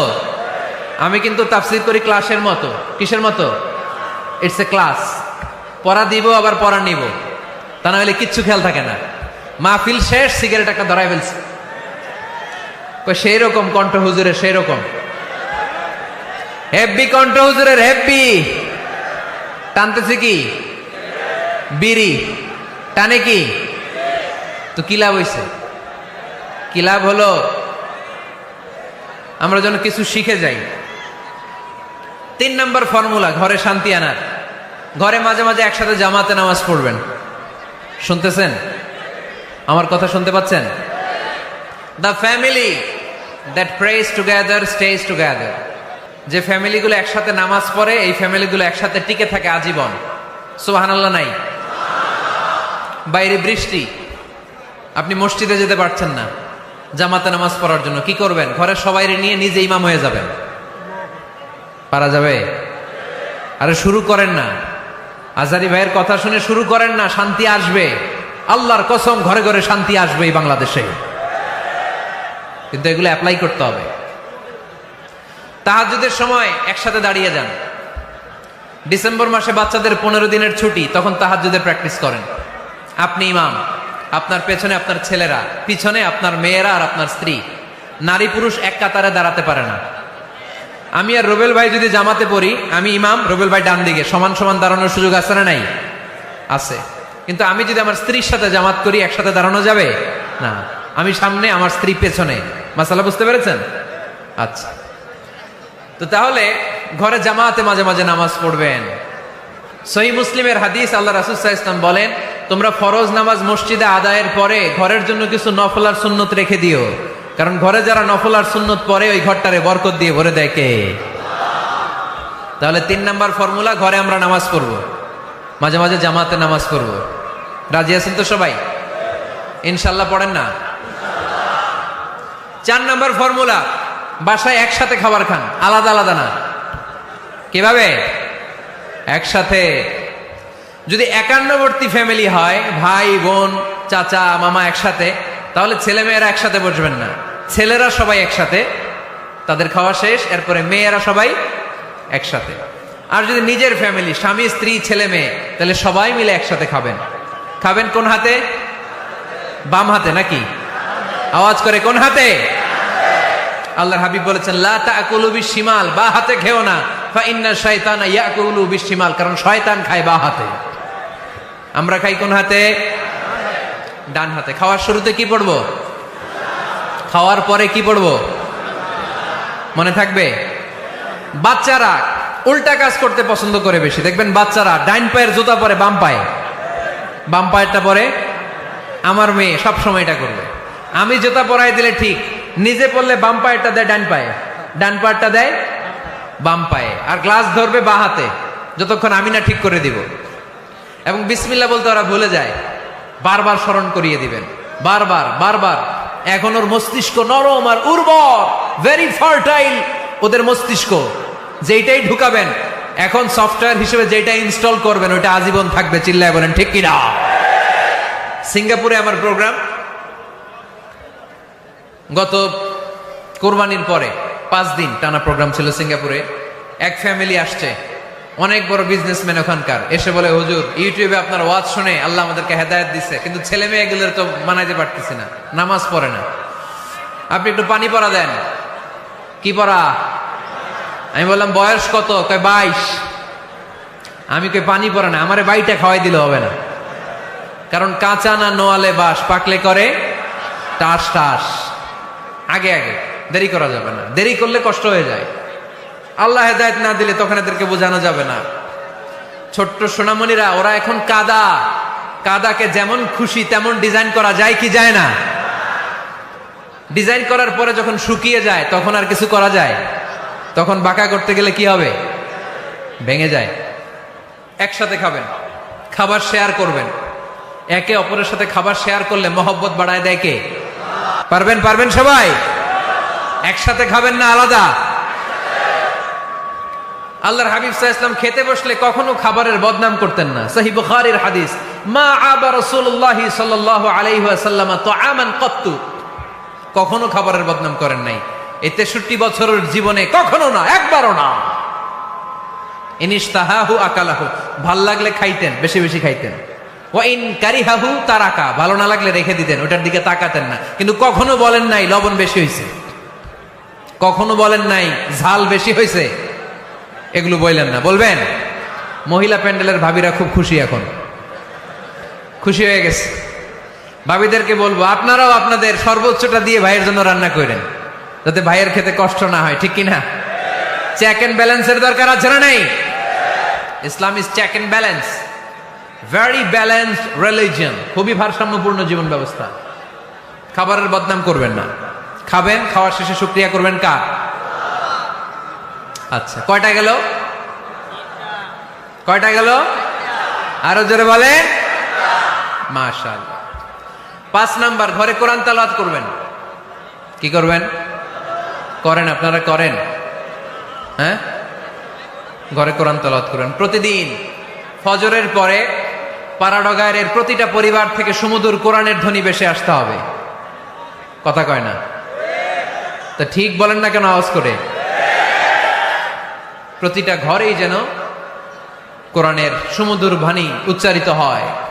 এলাকার মসজিদের মক্তবগুলোতে হুজুর কোরআন পড়ায়, আছে এটা না? আমরা ছোটবেলা কিন্তু যাইতাম, আমি যাইতাম শাহী জামি মসজিদে, ওইখানে যে আমি কোরআন শিখছি। তো মসজিদগুলোতে আপনারা এই মক্তবের সিস্টেমটা চালু রাখবেন, প্রতিদিন সকালে কোরআন পড়বেন। কোরআন যেটা মুখস্থ করবেন স্ত্রীকে শোনাবেন, স্ত্রী আপনাকে শোনাবে।